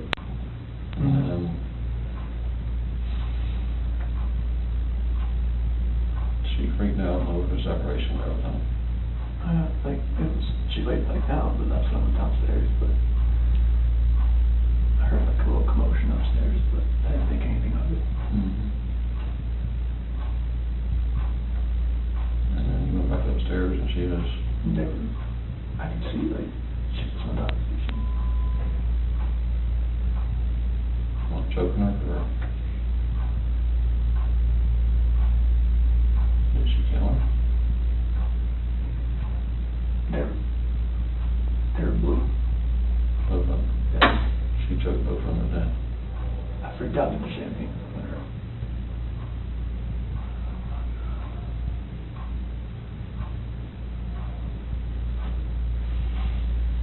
I don't want to say. I don't want to say it though. No, just...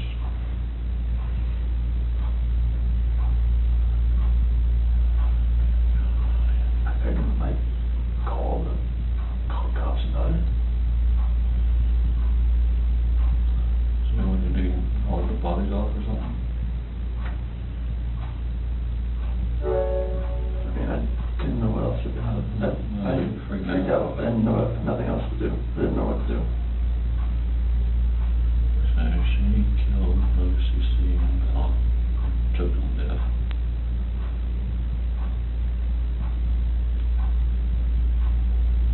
Lost it and choke her or... That's just rage. I hadn't...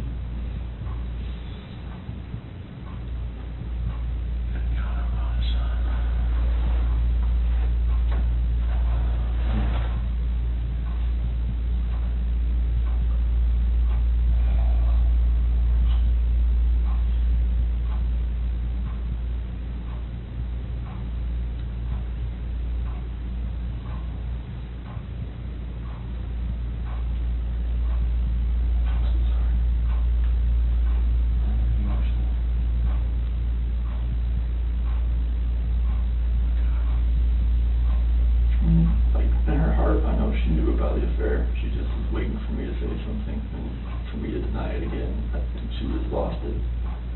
That's when she went off and told her about it. And that's when the crying like happened. And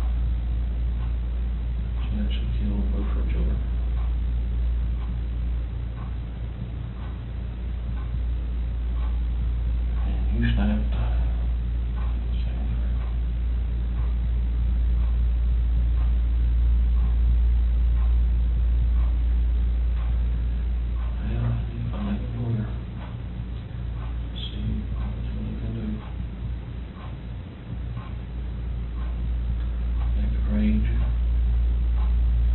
She didn't kill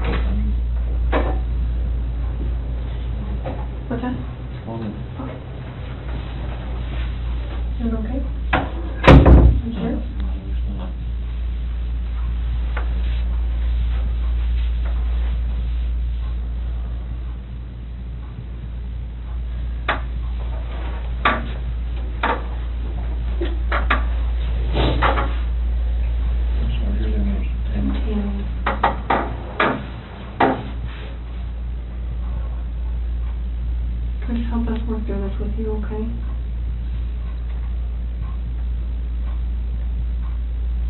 Will you tell us what you told your dad? After that conversation, Water up there, something. no, it's fine. Yeah.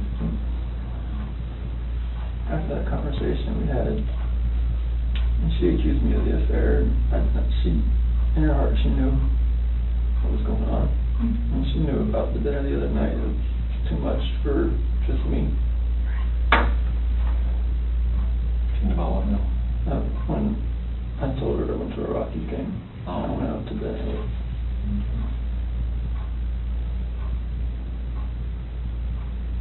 I went downstairs. And that's when you told her about the separation? Well, that was when I was upstairs in bed. And told her, what I wanted, and I wanted a separation. And that's what I want.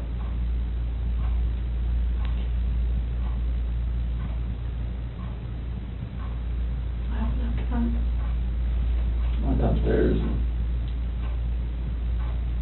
started packing up a few things. And I heard a couple things upstairs, but I didn't think anything of it. I continued to just, my own thing and get ready to get everything packed up.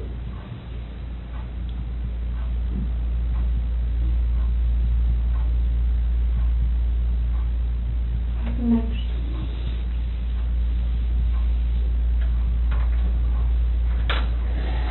I went upstairs and I was going to talk to her again.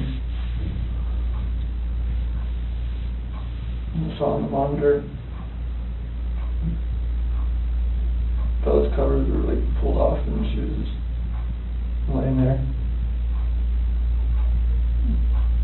And she was just hot.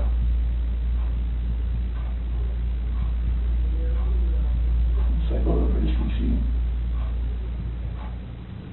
She was in there with her, on top of her.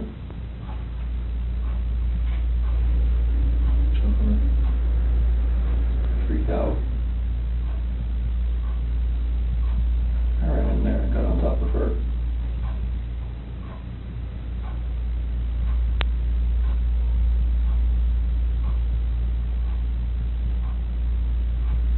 What'd you do?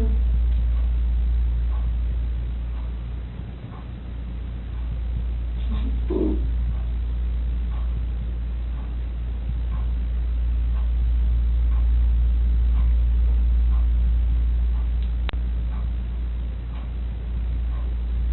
Those are my babies.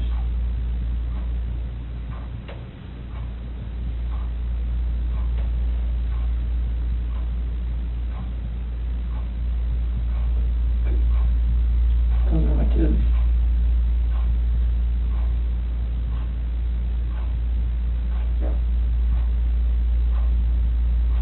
What happened? Nothing that hurt. Who, Shannon?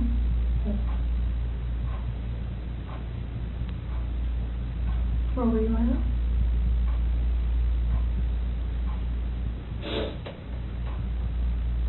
Right there.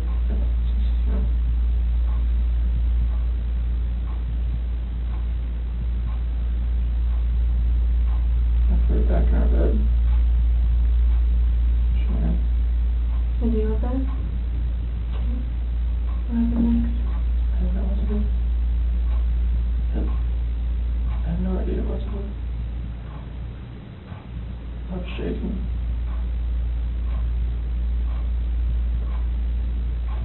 Like both my kids were blue and they're gone.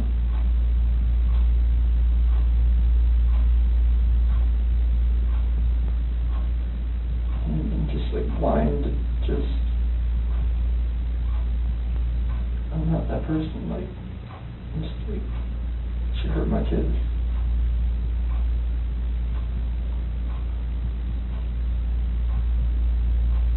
Like I did the same thing to her.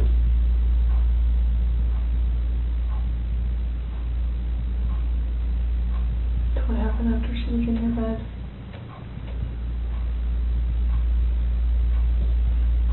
And there, I didn't know what to do. It was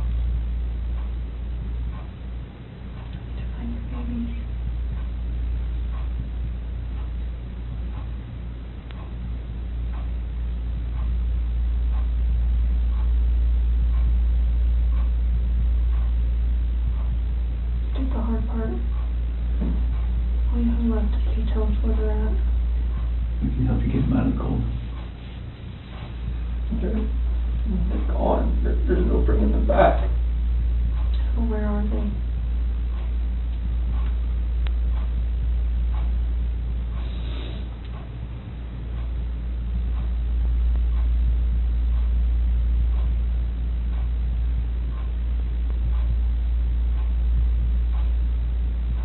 That first location I went to that day. Where at? That's 3319. Where at? That location. Right there off the site. Right there. How did you pick that site? First site I was supposed to take them there. So where would we find them there?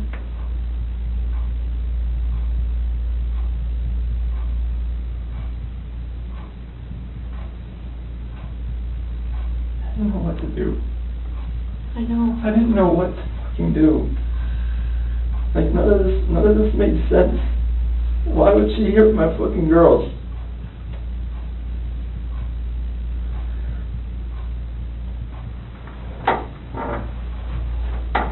So, Chris, are they in something? Are they under the ground? Like,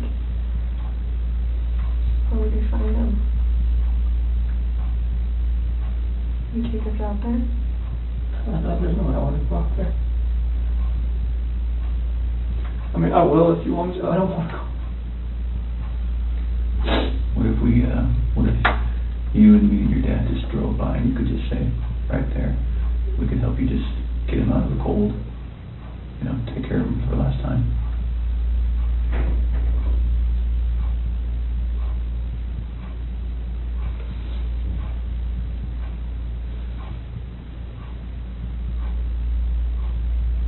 I'm sorry. I know you are. I know you are. I know you came in today to do the right thing. You didn't have to come in. You came in all on your own.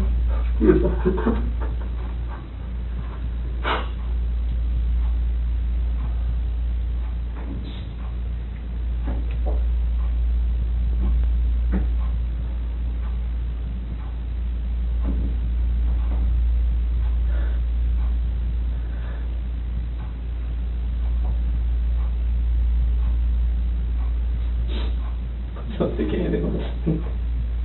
What? Just please don't take anything less than me. Talk to my dad.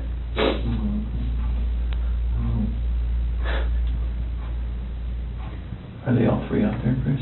Yes. Okay. What was she doing to Cece? She's just on top of her. My hands around. Hands around what? My neck. You saw it? I saw it on the monitor. Okay. And that's why I ran in there. What'd she say? Threw her off and saw Cece was already blue. It's not moving. And just that blind rage, I just did the same thing to her.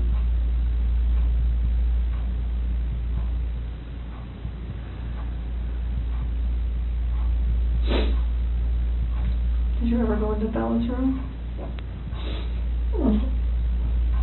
Just pushing it back in. That's no. When I saw her on the monitor, the way she was laying, the bed just sprawled out.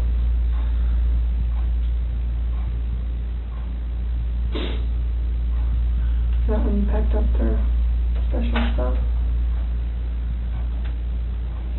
So where'd you put them? Get them out there. In the truck. Which part? Driver's side rear. In the passenger compartment? Driver's side rear. Right behind my seat.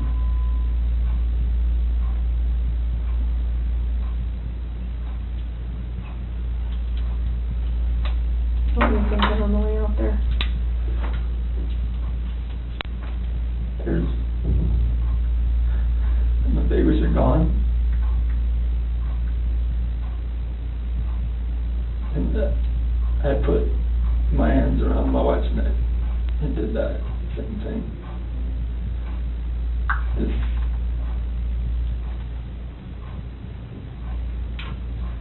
Did Shanann fight back at all when you did that? The rage that I had after seeing that, like, not much.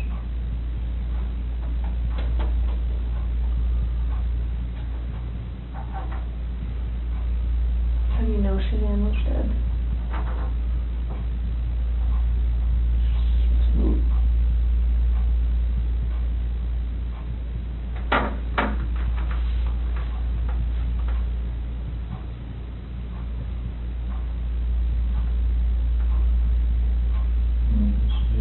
We looked on her Facebook page like 2 days ago. They had this like 4 or 5 foot long baby doll. She had it laying on the couch with a sheet over it. She ended? Yeah. Before any of this happened. Yeah. That's a good point. So I'm thinking it's not a plan. I don't know. That's a very good point. I can't see it now, but I'm blocked on hers. If you look on their Facebook page. What did it say, or what was the It caption? said, what do you say to this? Something similar to that. And a tall baby doll about that tall was laying on one of her couches and had a sheet over it across the head all the way up. You can see his feet hanging out. Saying like Bella had done that. The kid went through that. Do you remember that, Chris? What do you think? Just make fun of it. Thought it was funny. Did Bella do it? I don't know. I don't remember. I don't think so. But I don't guess enough. I don't think she would do something like that. I've seen them have their dolls and stuff out on the floor and just covering up waste and stuff and something like that. But then covering their head and everything else like that. Like this what? Like a body laying there or something.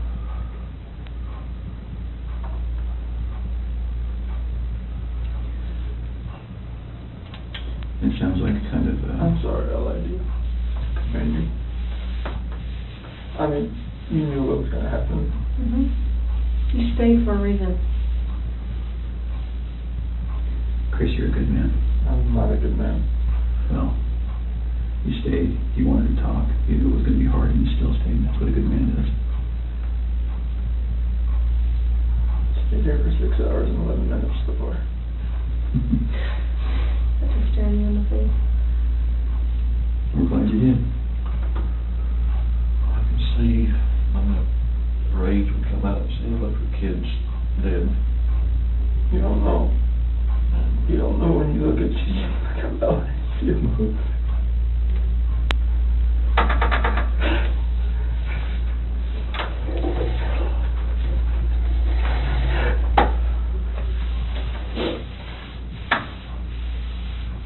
Told you your dad still love you, no matter what.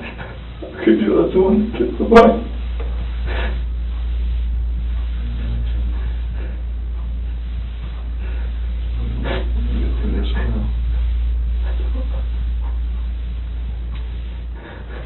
Hey, Chris. Nothing will ever be the same again.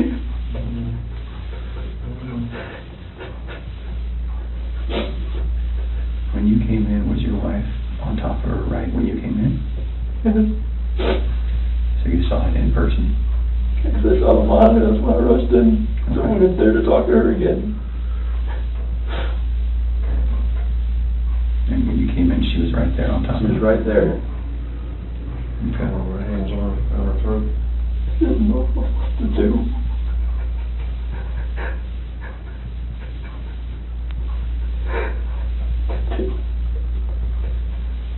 Were you trying to save Cece? Already blew in the face. She wasn't moving. Her head sprang over left like that.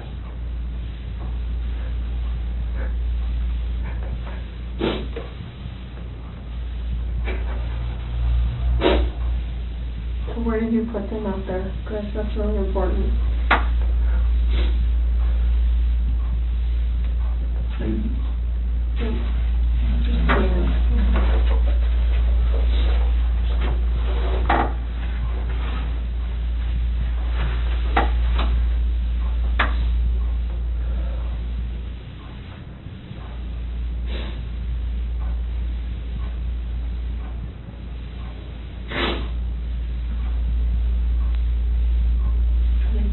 something? Are they under something? In something? I didn't know what else to do. I know, so tell me what you did. I know. I didn't know what else to do. I was so scared. I know. It's like my wife just did this, and I just did that. What do I do? Right. Or anything that I would do from them was just going to be just insensitive and just a horrible thing. You were in a tough spot. I mean, what can you do, right? Sometimes your body just kind of takes over and...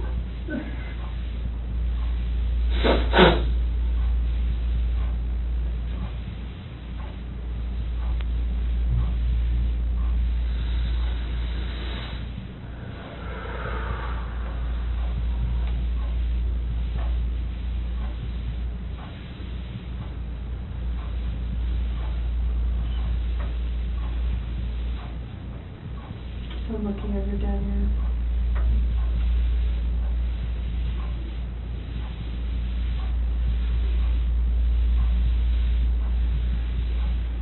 Can you show us? Mother, what's going to happen? We're going to help him get out of there. Do you Like, what? Would you prefer that one of your coworkers? Oh my God, no. Okay. I cannot have that.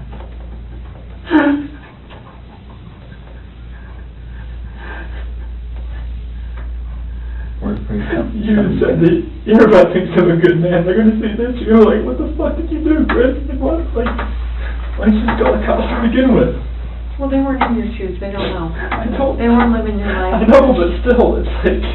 People are going to... I can never, like... We'll just go little steps at a time. How about that? I can't have anybody show you out there. Let anybody, no coworkers, please. Okay. I mean, they're just going to form their own opinions anyways once they figure everything out anyway. We'll find it anyway. We'll just take little steps tonight then. How about that? Yeah, do you have to have any of them with you? No? No. We prefer you. Can you and me and Tammy and Ronnie get in the car and just drive out there?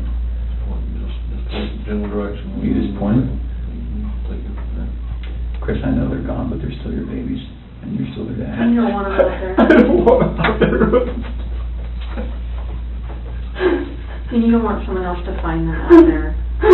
You don't, I promise you.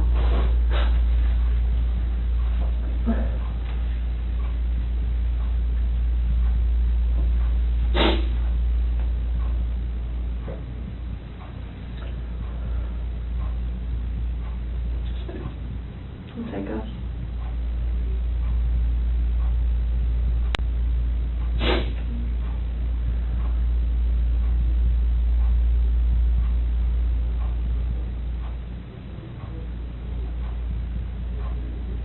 Will you give us a second so we can kind of get some things arranged? You do that? Ronnie, do you mind staying in here with him? Okay.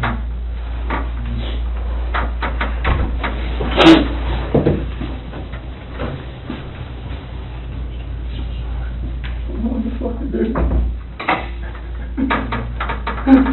One step at a time then. This is just fucking horrible.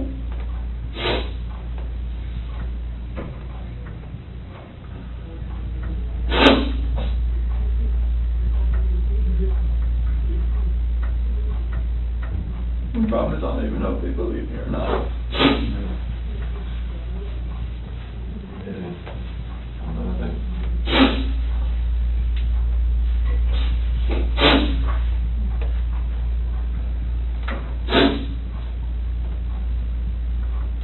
You never do nothing to hurt your children. Never.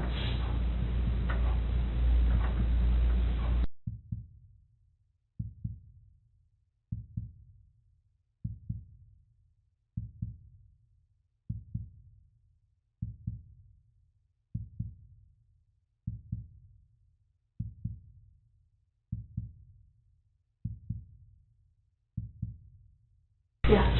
I'm gonna my daughter ever go to my house before my wife found out. This ain't gonna be on the news anytime soon, or is it? No, not tonight. I can't imagine tonight, no. I mean, I don't really have much say in that, but I can't see that. Do you want me to take you out to the lobby and you can go to the bathroom and then text your wife and stuff, talk to them? You might want to go outside. Yeah, I'm gonna go outside. Just watch the press people around. Yeah, I'll see people out there while you're You want your water? You want to take your water with you? Yeah. We're going to try to do our best to make sure that we, we don't stand to gain anything by broadcasting any of this. That's not what law enforcement is ever really about. So we're going to try our best to handle that as discreetly as possible, but they're pretty good at what they do too. So I'm not from around here neither, are you? I've only been here a few years. Okay. Yeah. Gonna find a lawyer or something for, not a public defender, but somebody else. We can talk about that later. Yeah. Get your phone. You got it? Okay. Let's go this way. All right, we'll stop.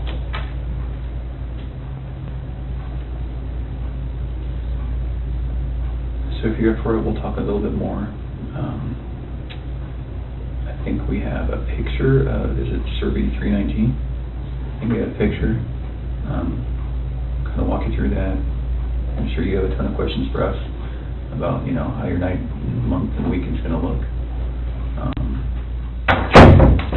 So Tammy, I was just telling him, I wanted to show him that picture. Yeah. And then we're going to talk a little bit about how the rest of the night's going to go. That looks familiar to you? What is that? It's the PRC Survey 319. Okay.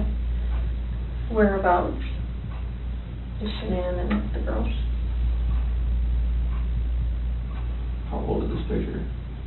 Today. That's today.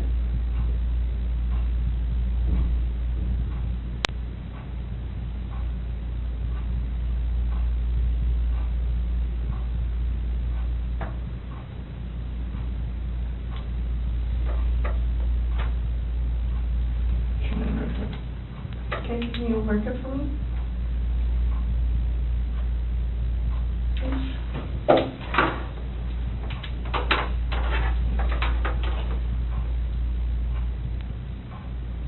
I think it's the paper, it's just kind of,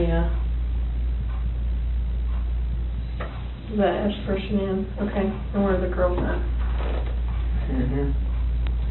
In these? Mm-hmm. So which one is, do you know which one?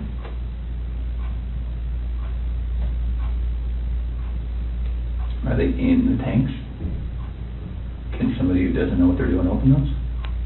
Okay, it's easy to open them. What's in the tanks? It's a mixture of oil and water.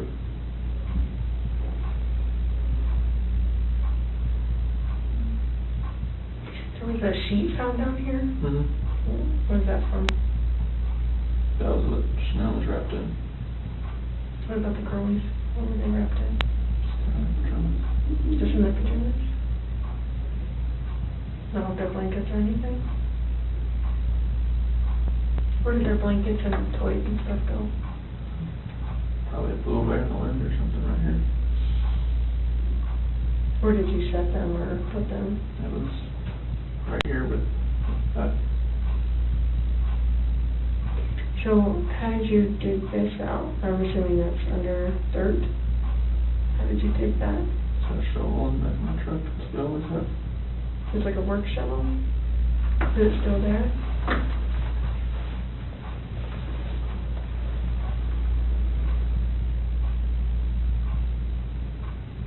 How was Shanann dressed? Shirt and underwear. So was she got into bed with? Do you remember what color her shirt was or her underwear? I think her shirt was either black or gray. Underwear was probably blue.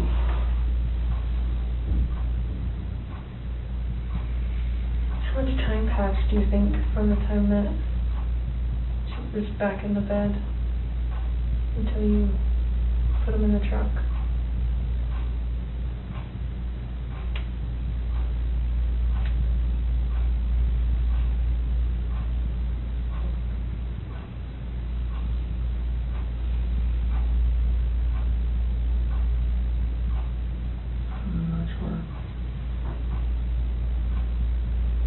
Are we talking minutes, hours, something else?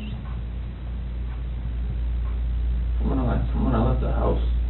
Yeah, like from when you got her into bed to when you put her in the trunk. How long a time was that?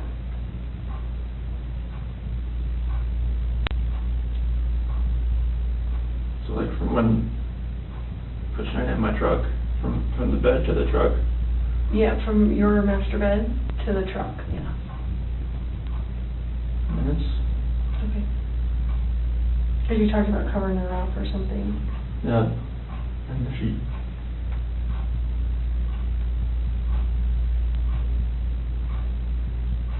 Is there anything else about anything out here that has stuff that you've left in certain spots, or you sure their blankets and toys aren't going to be in there as well? Not because it was right here with that sheet.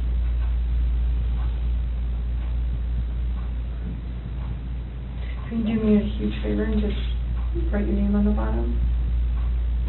Just so I know that we didn't make those marks. I'm just going to write the date on it, okay? 8/15/18 at 5:56. Was your wife wearing any shorts or pants or anything, just under? Okay. Do you remember what they look like? Blue. Okay. And the girls, do you remember what their pajamas were? They're both nightgowns. Okay. Celeste, I think, was that pink one with the like curves on it. Okay. I think Bella's was, yeah, her unicorn or believe on it or something. Okay. So it sounds like, it feels like to me, now we know pretty well how to go get them. Is there anything else we need to know?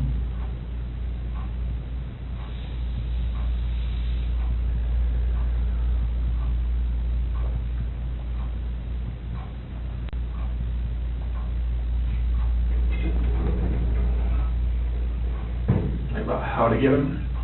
Yeah. Does someone have to climb up to the top and unscrew something and then lower something down to get them? They're like, it's just a hatch on the top, and they're like 20-foot tanks. How far down are they? Wherever the food level is in the tank, I'm not sure. Okay. What was it when you were there? I don't know, Okay. I wasn't looking for that. Okay. All right. You may go out there or no? I don't think so. Would you prefer not to? I didn't know if you needed help getting there. Yeah, I don't know. I think once we got that picture, because we didn't really know how much about the location that the other police officers knew, but it sounds like they knew somehow right how to get to 319. So, and I think that's how they got that picture.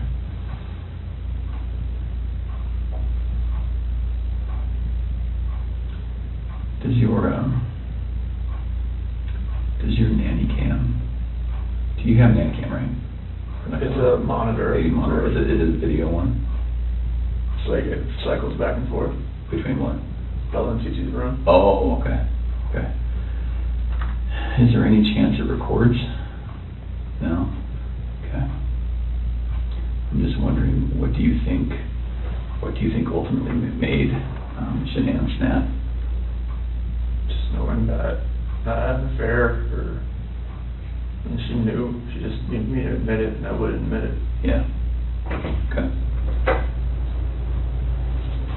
So we just started talking about, I asked him if there's any chance that the nanny cam could have recorded Shanann doing what she did.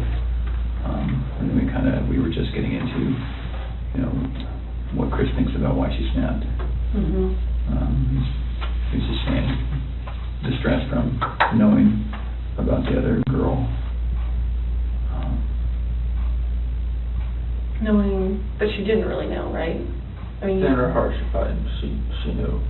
She just wanted me to admit it.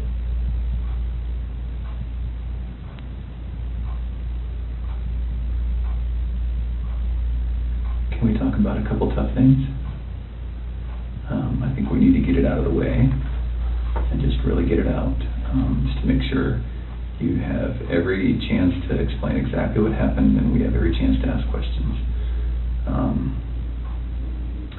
So the conversation happened. You go downstairs. She's still upstairs. And then you see what? I hear just commotion upstairs, just like, you know, like little noises like that. Okay. I didn't think anything of it.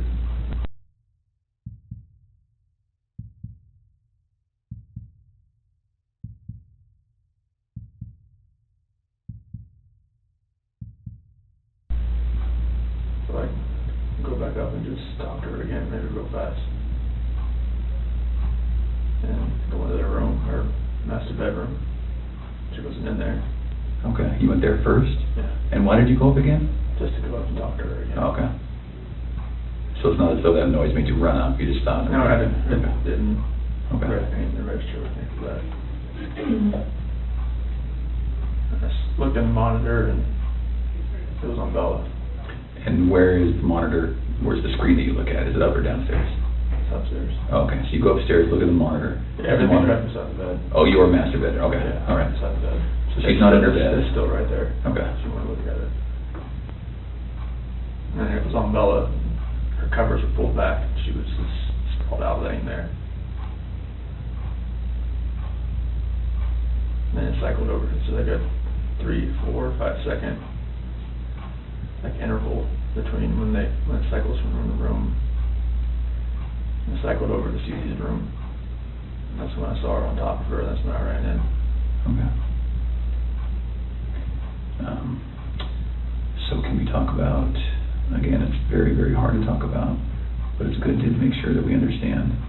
We don't want anything to be incorrect or inaccurate or anything like that. Was your wife on top of Cece? What did that look like? I mean, was she straddling her? Okay. And where were they? In the bed. On the bed. And so your wife was on top. Was she doing this? That's when I was walking up from the back. Okay. So you saw from the back? Yeah. Okay. But she was doing this? It looked like it was like this. Yeah, okay. And then was Cece face up, face down, what? Off to the side. Oh, she was laying on her side? Okay. And that's when I pulled her off. And okay. She was limp and she was blue. Okay. There was no movement at all. Oh, she was limp and blue, or limping and blue? Limp and blue. Limp and blue, okay. It's like her body was like, right. You pick her arm up and sure. It just falls. Okay. And then what happened? I looked at her and I just got on top of her and you got on top of Shanann? Did the same thing. Okay. Did you have to knock her down? No. She was already on the ground? I just pulled her off on the bed. Oh, kind of one movement? Yeah. Okay, so it's not as though you pulled her off? No, like I pulled her down and did that. I didn't know, I lost it. Sure. Okay. So Shanann was laying on the ground? On the bed. On the bed? Yeah, like when she was on top of the I saw what was happening. I pulled her, went down on the bed. How big was the bed? What kind of size is it? Full, clean, you know? I think it's probably a queen of some sort. Okay. I have a picture of it somewhere, I think.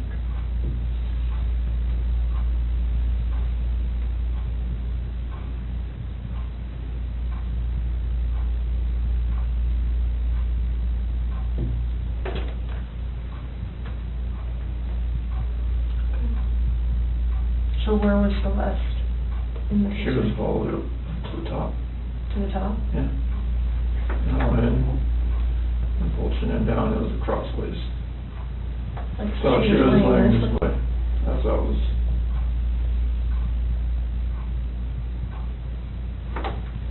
Okay. And that's key room. Mm-hmm. So then, is this picture as you're standing in the doorway to go in? What is that? Is that where? Okay. And then, so were they closer to this side or this side? Cece usually sits in the middle. Okay. And then, so your wife was right on top of her. You could just see that. And then, did you pull her this way or that way, or? So to where Ed was on this side. This matter comes on for a first appearance. Mr. Rourke, correct me if I'm wrong, but formal charges have not been filed yet? That's correct, Your Honor. The defendant was arrested. Formal charges have not been filed. By my calculation, I believe it will be due to the court at 3:30 on Monday. Thank you. Mr. Mercer, anything you would like to say about that? Not regarding that issue, thank you. So the court has reviewed a affidavit in support of a warrantless arrest. The court has found probable cause for the arrest. Specifically, I see that Mr. Watts was arrested for 3 counts of first-degree murder, each a Class 1 felony, and 3 counts of tampering with a deceased human body, each a Class 3 felony. Again, these are only charges that are named in the affidavit in support of the warrantless arrest. It's the district attorney's office who will ultimately decide what charges, if any, are going to be filed. And Mr. Mercer, would you like me to advise your client of his rights pursuant to Rule 5? Yes, please. Thank you. So, Mr. Watts, I would like you to listen carefully to the rights that you have, okay? Thank you. And so first, you don't need to make any statements. Any statements you make can and may be used against you. Do you understand? Yes. You have the right to counsel. Do you understand? Yes, sir. If you are indigent, you have the right to request the appointment of counsel or consult with a public defender before any further proceedings are held. Do you understand that? Yes, sir. And Mr. Merson is the head of the public defender's office, and he is going to represent you today and potentially in the future. Do you understand that? Yes, sir. Okay. Any plea that you make must be made voluntarily and not the result of undue influence or coercion. Do you understand that? Yes, sir. Right now, charges have not been filed, so this is a limited advisement. I intend to bring you back next week once formal charges are filed on Monday, so I can give you a full advisement. But I will tell you that at this point, the court is not authorizing any bail. Once I know what the official charges are that are filed by the district attorney's office, I'll inform you the nature of the charges. If charges are filed, you have the right to a jury trial, and you have the right to demand and receive a preliminary hearing within a reasonable time to determine whether probable cause exists to believe that you committed any of the charges that are filed by the district attorney's office. Do you understand that? Yes, sir. I believe that your lawyer has filed about 16 or so motions on your behalf, including a request for a preliminary hearing. Do you agree, Mr. Merson, that that time period, that 35 days to have a preliminary hearing, doesn't begin until your client appears in court next week once formal charges are filed? I agree. And I have not seen, correct me if I'm wrong, a proof positive, presumptive great written motion by your office. Not at this point, Judge. Okay. Okay. And so would you like me to further advise your client of any additional rights? No, thank you. Mr. Rourke, what kind of conditions, if any, are you requesting for the protection order given the circumstances? Judge, I'm going to defer to Mr. Wren. Mr. Wren? People are simply asking for the standard protection order under Title 18 at this point, given the deceased nature of the victims. And I assume based on the no bond hold, the issue of possessing or having access to or control over a firearm or any ammunition is a non-issue until and if bond is authorized. That's correct. Thank you. So, Mr. Watts, I am going to issue a protection order pursuant to Colorado Revised Statutes 18-1-1001. It's going to state that you not harass, molest, intimidate, retaliate against any witness involved in this case. Do you understand that? Yes, sir. If you were to violate this mandatory protection order, it's a Class 1 misdemeanor. Do you understand that? Yes, sir. And could we talk about some of them? I realize that things are happening very quickly. Motions were filed today. There hasn't been a lot of time to object or to file responses. Mr. Merson has filed a number of motions, some of which potentially may be time sensitive. My intention is for the parties to come back to court next Tuesday so I could advise Mr. Watts of his formal charges that are filed no later than 3:30 on Monday. So I'm not sure if I'm going to be requiring the prosecutor to file a response between now and Tuesday, whether we can resolve some of these issues now. For example, the preservation of certain evidence, like police notes, handwritten notes, like touch DNA evidence, things of that nature. Your Honor, I think we can address some of these pretty quickly, but certainly not all of them. We would be asking for time to file a written response to some of them. Yeah, I'm just concerned about the time that elapses between now and Tuesday, and I want to make sure that the evidence that's being requested to be preserved is preserved. Understood.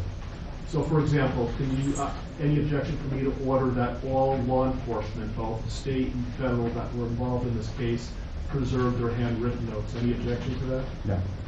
So I will grant that request. Did you read Mr. Merson's motion with regard to touch DNA? I believe that was filed under seal, and I have not seen it. It was suppressed, so they should have had access to it. Gail, Christy, could you print out a copy for Mr. Red?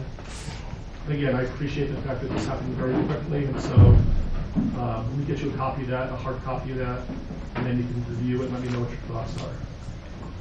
Is there an autopsy that's scheduled to be conducted in the near future? Not yet.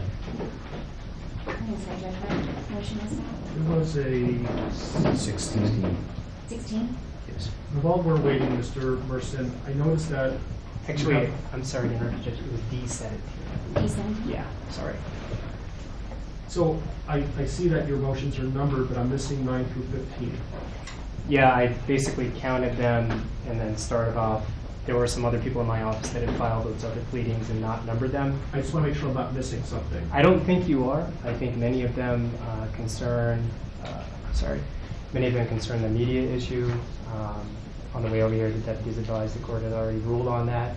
So to a certain extent, some of that is moot. But if we are going to take a D17, in light of the fact that the affidavit is still sealed, I would ask that the court seal the courtroom and just allow the parties to argue that, because it will require me to talk about information in the affidavit.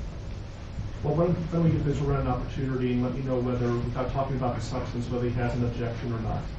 It's really more of putting the prosecution on notice than anything else. Why don't you read it first and let me know what you think.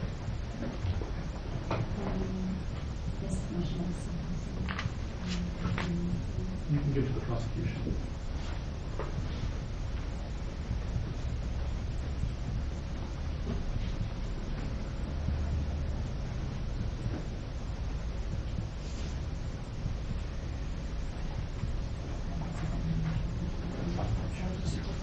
Steve. Extra. I might. It was one of the. So, I did add the house to this, so the D17 will have the house on it as well. But that's the gist of it. At this point, I'm concerned about whether or not it's not. It's been released by law enforcement. Okay. When was that? Late last night. Okay. All right. That's because that part of the motion would be voted this point. Mostly concerns what's in this motion. So, okay. If I could take a moment to read this. Mr. Mercer, anything on the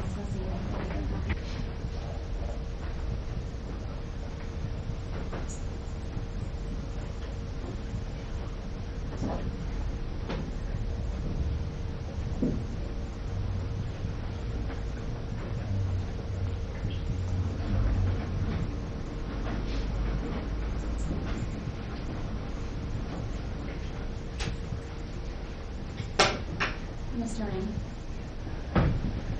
Thank you. I'm okay with continuing it. I just don't want there to be any time-sensitive issues between now and next Tuesday that we should have handled today. I think we need to address it today. As I indicated, Judge, at this point, there's not an autopsy scheduled or autopsies. I don't know when that might happen. I don't know if it would happen before Tuesday or not. With respect to this motion, and does the court want to address Mr. Merson's concerns about clearing the courtroom, given the sealed nature of this, or may I speak for Well, it was I think it's based on the sealing of the affidavit in support of the warrantless arrest, and so it was your motion to seal. So if you think the reasons why you requested the affidavit to be sealed are going to be compromised, we could do this in camera. If you believe it's not, then we can talk about it publicly. I'm not worried about the compromising. nature of the affidavit. I will tell the court and make a record that the prosecution has provided Mr. Merson with a copy of the affidavit, despite the fact that it was sealed to the public. I am concerned about this being discussed in a non-in-camera setting. My concerns revolve around the issues I brought up in the objections to expanded media coverage. It's an ongoing investigation at this point.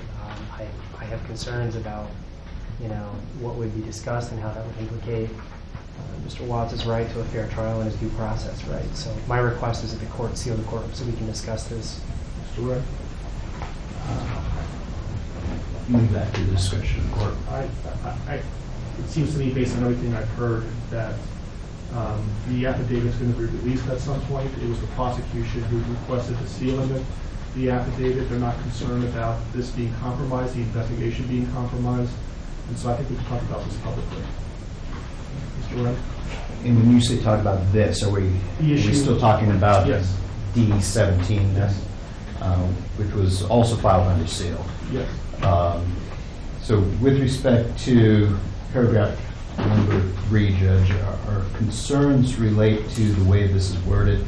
As the court knows, the pathologist goes through a very extensive process when conducting an autopsy, much of which is governed by statute.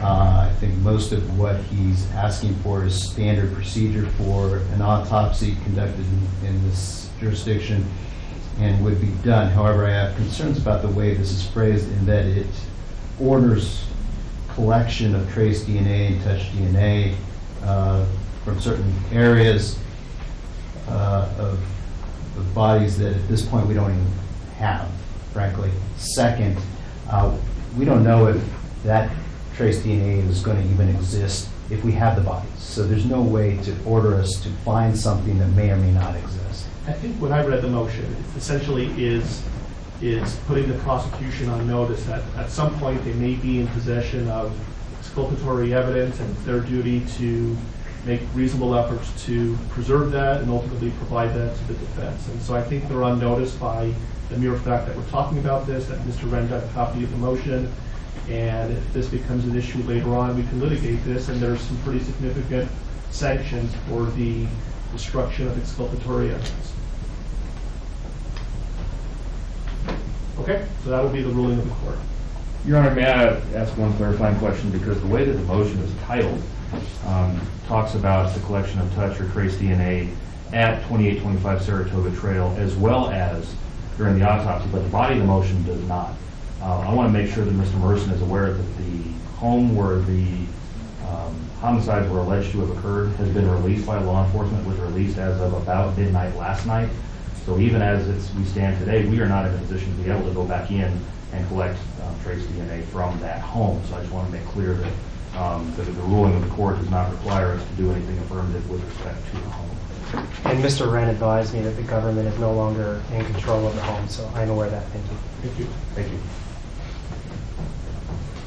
With regard to the motion for protective order, essentially for nobody to speak to Mr. Watts other than his attorneys and investigators and support staff, I'm assuming there's no objection to that? Correct. You'll put law enforcement on notice on that issue? Yes. Okay. Any other time-sensitive issues that cannot wait until next Tuesday? Nothing from the people. Mr. Merson? May I just have 1 second? Sure.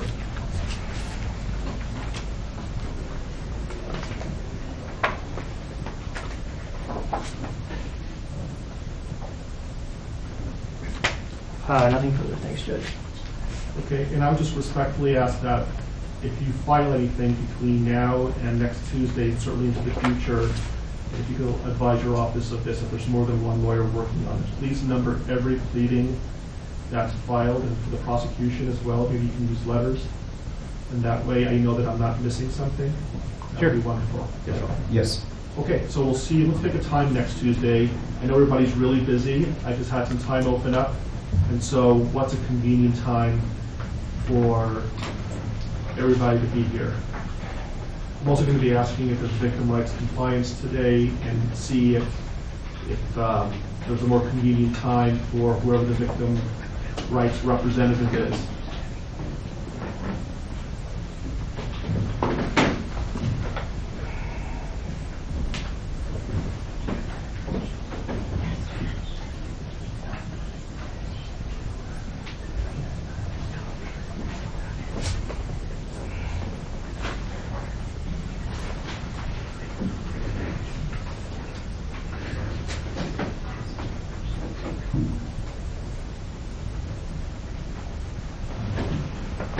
we have been in communication with the family of the victims.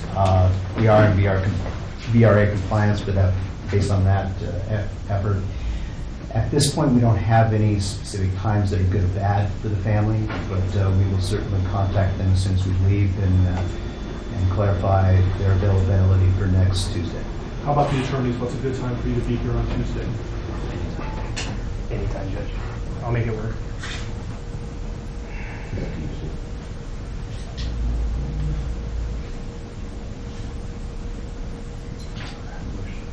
The motion's hearing in Division 12 at 2 o'clock. That'll probably last an hour. Otherwise, I'm free. How about 10 o'clock? That's fine. Okay. So the plan is next Tuesday, 10 o'clock, we're going to know whether the prosecution filed formal charges or not, and the deadline for that would be Monday at 3:30.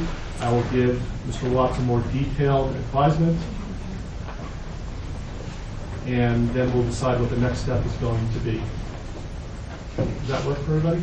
Yeah, one more thing. Yes. I would just ask the court order that the prosecution give the defense notice as to if an autopsy is to be scheduled, when that is scheduled, so that we can file the appropriate motions. I think you can appreciate why we would want notice of that. Yes. Any objection to that? Not as to the notice issue. Yeah, I'm not going to be ordering that they, at this point, I'm not ordering that they be allowed to be present during the autopsy. Why don't we say 48 hours notice? Is that reasonable? Yes, and if I learn that information over the weekend, I'll email Mr. Mercer. Is that okay with you, Mr. Mercer? That's fine, thank you. They wouldn't do the autopsy over the weekend, though, would they? No, I don't believe so. They would? They're going to try to get it done soon. So 48 hours is probably not going to be good. They make their decision. We've all certainly seen autopsies scheduled less than 48 hours after the bodies are recovered. So we will do our best to comply with the notice requirements as soon as we learn the information. Who would be making the decision on when to perform an autopsy? The coroner's office. So can you communicate with them that there's an order that there would be 48 hours notice, and if they, for whatever reason, can't comply with that, you'll let Mr. Mercer know? Is the court ordering that the autopsy not be conducted earlier than 48 hours after the recovery of the bodies? No. Okay. What I'm saying is I'm ordering that you notify the coroner that there's an order that Mr. Mercer is entitled to 48 hours notice, and if they are intending to perform the autopsy sooner than that, they need to let you know before it starts so you can give Mr. Mercer reasonable notice. Yes, sir.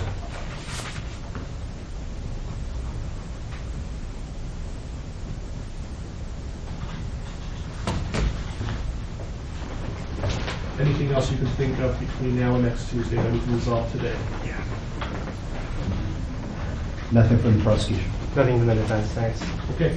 All right, we'll see you next Tuesday at 10 o'clock or Monday when we are at the court.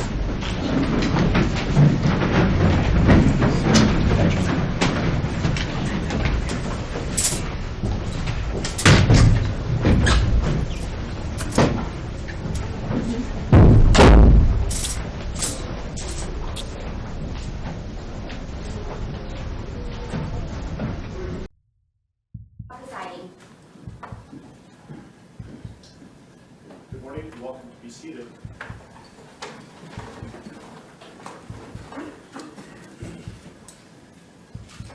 Okay, we are on the record. We are in Division 17 of the Weld County District Court, and we are here regarding Weld County case number 18CR2003, people of the state of Colorado versus Christopher Lee Watts. My name is Marcelo Cuptown, a district court judge here in Weld County, and I will be the presiding judge in this case. If I could please have the lawyers identify themselves in the record, starting with the prosecution. Good morning, Your Honor. Michael Rourke on behalf of the people. Patrick Roach on behalf of the people. Your Honor, John Walsh on behalf of the defense. Jim Burson on behalf of Mr. Watts. Thank you. Thank you. And Mr. Rourke, do you want to make a record regarding compliance with the Victims' Rights Act? Yes, Your Honor. We are in compliance with the Victims' Rights Act. Frank Rusick, who is Shanann Watts' father, is present in the courtroom, as is Frankie Rusick, who is Shanann Watts' brother. They are present in the courtroom, and we have advised them of the purpose of today's hearing and what we expect to occur. Thank you. Mr. Watts, last week I gave you a limited advisement because charges had not been filed. They have now been filed, so I'm going to give you a full advisement. If at any time you have any questions, please let me know, and welcome also to certainly consult with your attorneys, okay? Yes, sir. So, you do not need to make any statements. Any statements you make can be used against you. Do you understand? Yes, sir. You have the right to be represented by counsel, and if you're indigent, you have the right to request the appointment of counsel or consult with the public defender before any further proceedings are held, and I see that you've taken advantage of that right. Any plea that you make must be made voluntarily and not the result of undue influence or coercion. You understand? Yes, sir. At this point, I have denied your right to bail, given the charges. You can certainly have a conversation shortly about that issue. You have the right to understand the nature of the charges. We'll go over them in a moment. You have the right to a jury trial. You also have the right to demand and receive a preliminary hearing within a reasonable time to determine whether probable cause exists to believe that the offenses charged were committed by you. Do you understand? Yes, sir. I assume that the defense has received a copy of the complaint and information. Mr. Watts will explain to you what you have been formally charged with and what the possible penalties are. Count 1 alleges that on or about August 13, 2018, Christopher Lee Watts unlawfully, feloniously, after deliberation, and with the intent to cause the death of a person other than himself, caused the death of Shanna Watts in violation of Colorado Revised Statutes 18-3-102, subsection 1, subsection 8. And that crime is classified as murder in the first degree, a class 1 felony. Do you understand?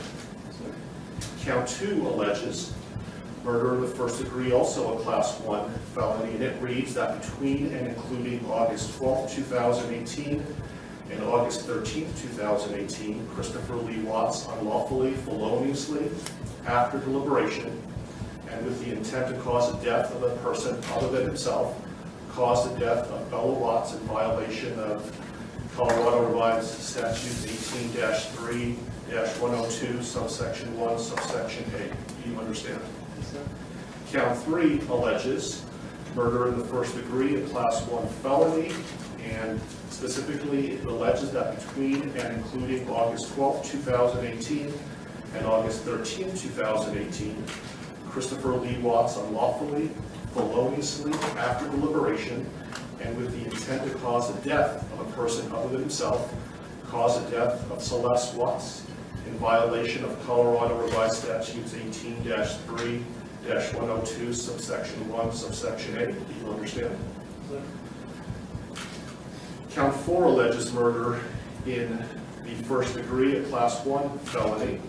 It alleges that between and including August 12, 2018 and August 13, 2018, Christopher Lee Watts unlawfully, feloniously, and knowingly caused the death of Bella Watts, a child who had not yet attained 12 years of age, and the defendant was in a position of trust with respect to the victim in violation of Colorado Revised Statutes 18-3-102, subsection 1, subsection F. Do you understand? Yes, sir. Count 5 alleges murder in the first degree, a class 1 felony. It alleges that between and including August 12, 2018 and August 13, 2018, Christopher Lee Watts unlawfully, feloniously, and knowingly caused the death of Celeste Watts, a child who had not yet attained 12 years of age, and the defendant was in a position of trust with respect to the victim in violation of Colorado Revised Statutes 18-3-102, subsection 1, subsection F. Do you understand? Yes, sir. With regard to these first 5 counts, the minimum sentence that the court could impose if convicted is life imprisonment in the Colorado Department of Corrections, and the maximum sentence is death. Do you understand? Yes, sir. Let me also point out that pursuant to Rule 32.1 of the Rules of Criminal Procedure, the prosecutor would have to file a written statement of intent to seek the death penalty no later than 63 days after arraignment. Do you understand? If a life imprisonment sentence was imposed, it would be without the possibility of parole. Do you understand that? Yes, sir. Count 6 alleges a Class 2 felony of unlawful termination of pregnancy in the first degree. Specifically, it alleges that on or about August 13, 2018, Christopher Lee Watts, with the intent to terminate unlawfully the pregnancy of a woman, namely Jeanette Watts, feloniously and unlawfully terminated the pregnancy of the woman. Further, the woman died as a result of the unlawful termination of the pregnancy in violation of Colorado Revised Statutes 18-3.5-103. Do you understand? Yes, sir. The possible penalties, if convicted for this crime, is a mandatory minimum 16 years in prison up to 48 years in prison, followed by an additional mandatory parole period of 5 years. Do you understand? Yes, sir. Count 7 alleges tampering with a deceased human body, a Class 3 felony. It alleges that on or about August 13, 2018, Christopher Lee Watts, believing that an official proceeding was pending, in progress, or about to be instituted, and acting without legal right or authority, unlawfully and feloniously, willfully destroyed, mutilated, concealed, removed, or altered a human body, part of a human body, or human remains with the intent to impair it or their appearance or availability in the official proceedings in violation of Colorado Revised Statutes 18-8-610.5. Do you understand? Yes, sir. Count 8 alleges also tampering with a deceased human body, a Class 3 felony. It alleges that on or about August 13, 2018, Christopher Lee Watts, believing that an official proceeding was pending, in progress, or about to be instituted, and acting without legal right or authority, unlawfully and feloniously, willfully destroyed, mutilated, concealed, removed, or altered a human body, part of a human body, or human remains with the intent to impair its or their appearance or availability in the official proceeding in violation of Colorado Revised Statutes 18-8-610.5. Do you understand? Yes, sir. And finally, count 9 alleges tampering with a deceased human body, a Class 3 felony. It alleges that on or about August 13, 2018, Christopher Lee Watts, believing that an official proceeding was pending, in progress, or about to be instituted, and acting without legal right or authority, unlawfully and feloniously, willfully destroyed, mutilated, concealed, removed, or altered a human body, part of a human body, or human remains with the intent to impair its or their appearance or availability in the official proceeding in violation of Colorado Revised Statutes 18-8-610.5. With regard to counts 7, 8, and 9, those Class 3 felonies carry a presumptive range of 4 to 12 years in the Colorado Department of Corrections. If there were sufficient mitigating circumstances, the minimum could be as low as 2 years. If there were sufficient aggravating circumstances, as many as 24 years. And any prison sentence would be followed by an additional mandatory parole period of 3 years. Do you understand? Yes, sir. Do you have any questions about what I've said so far? Yes, sir. And Mr. Merson, has your office filed a written intent to seek a proof evident presumptive rate hearing? Not yet, Judge, but we will be filing that. This case will be Mr. Walsh's and Ms. Harold's. They were the attorneys listed on the, I believe, the most recent pleading from the defense. Okay, thank you. And I would point out, Mr. Watts, that the prosecution also indicated in the complaint and information that these were acts of domestic violence. Do you understand that? Yes, sir. Okay, thank you. And so, Mr. Walsh, what is your request today? Your Honor, considering that we haven't received any discovery of the case, we're not in a good position at this point to advise the court about what kind of time we'll need. My suggestion to the court is that the court allow Mr. Watts to reserve the preliminary hearing in the case, reserve the proof evident hearing, and set the matter for a status conference about 60 days out. So just to be clear, he is waiving his right to have a preliminary hearing within 35 days, that he's not seeking a proof evident presumption great hearing prior to the setting of the status conference in about 60 days, but he's reserving his right to have those hearings in the future, but not necessarily within 35 days. Is that right? Yes, Your Honor, we've spoken with those issues. And do you understand what we're talking about, Mr. Watts? Yes. Do you have any questions about that? Okay. And Mr. Rourke, do you have any objection to that request? No, Your Honor, that seems like the prudent way to proceed at this point. Okay. Let me give you a date that, how does, so 60 days is about October 20th or so. I have October 11th. Does that date work for the parties? I can go a little bit further if you like as well. I think a little bit further would make sense, Your Honor. Thank you.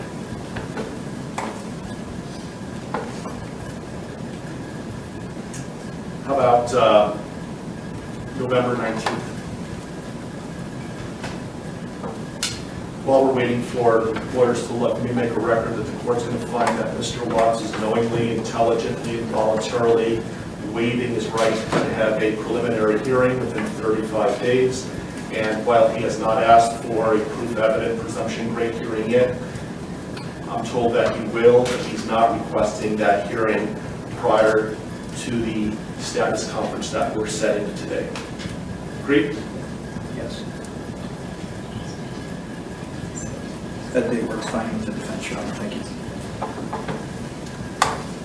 Your Honor, I spoke to the Rusiks, and that is fine with the people as well as the victims. How is late morning on November 19th? Anytime, Your Honor. Late morning is fine. Very good. How about 10:30? That'll work for the people. And that will be in Division 16. I apologize for the bouncing around of division, but my courtroom obviously is not big enough, and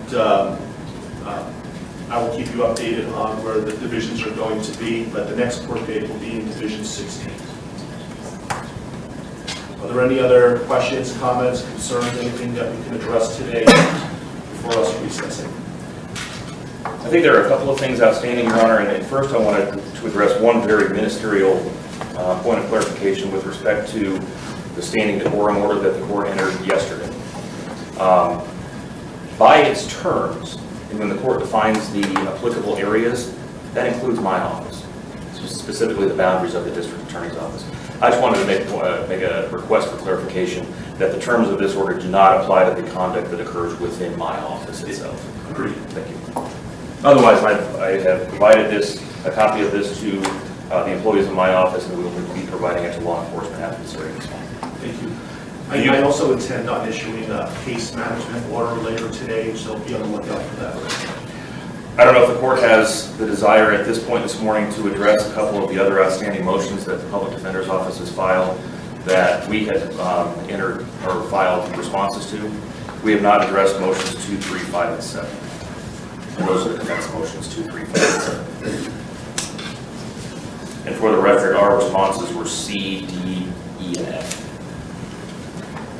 I don't have those motions in front of me, but I know that I issued a number of written orders yesterday. Did you receive those?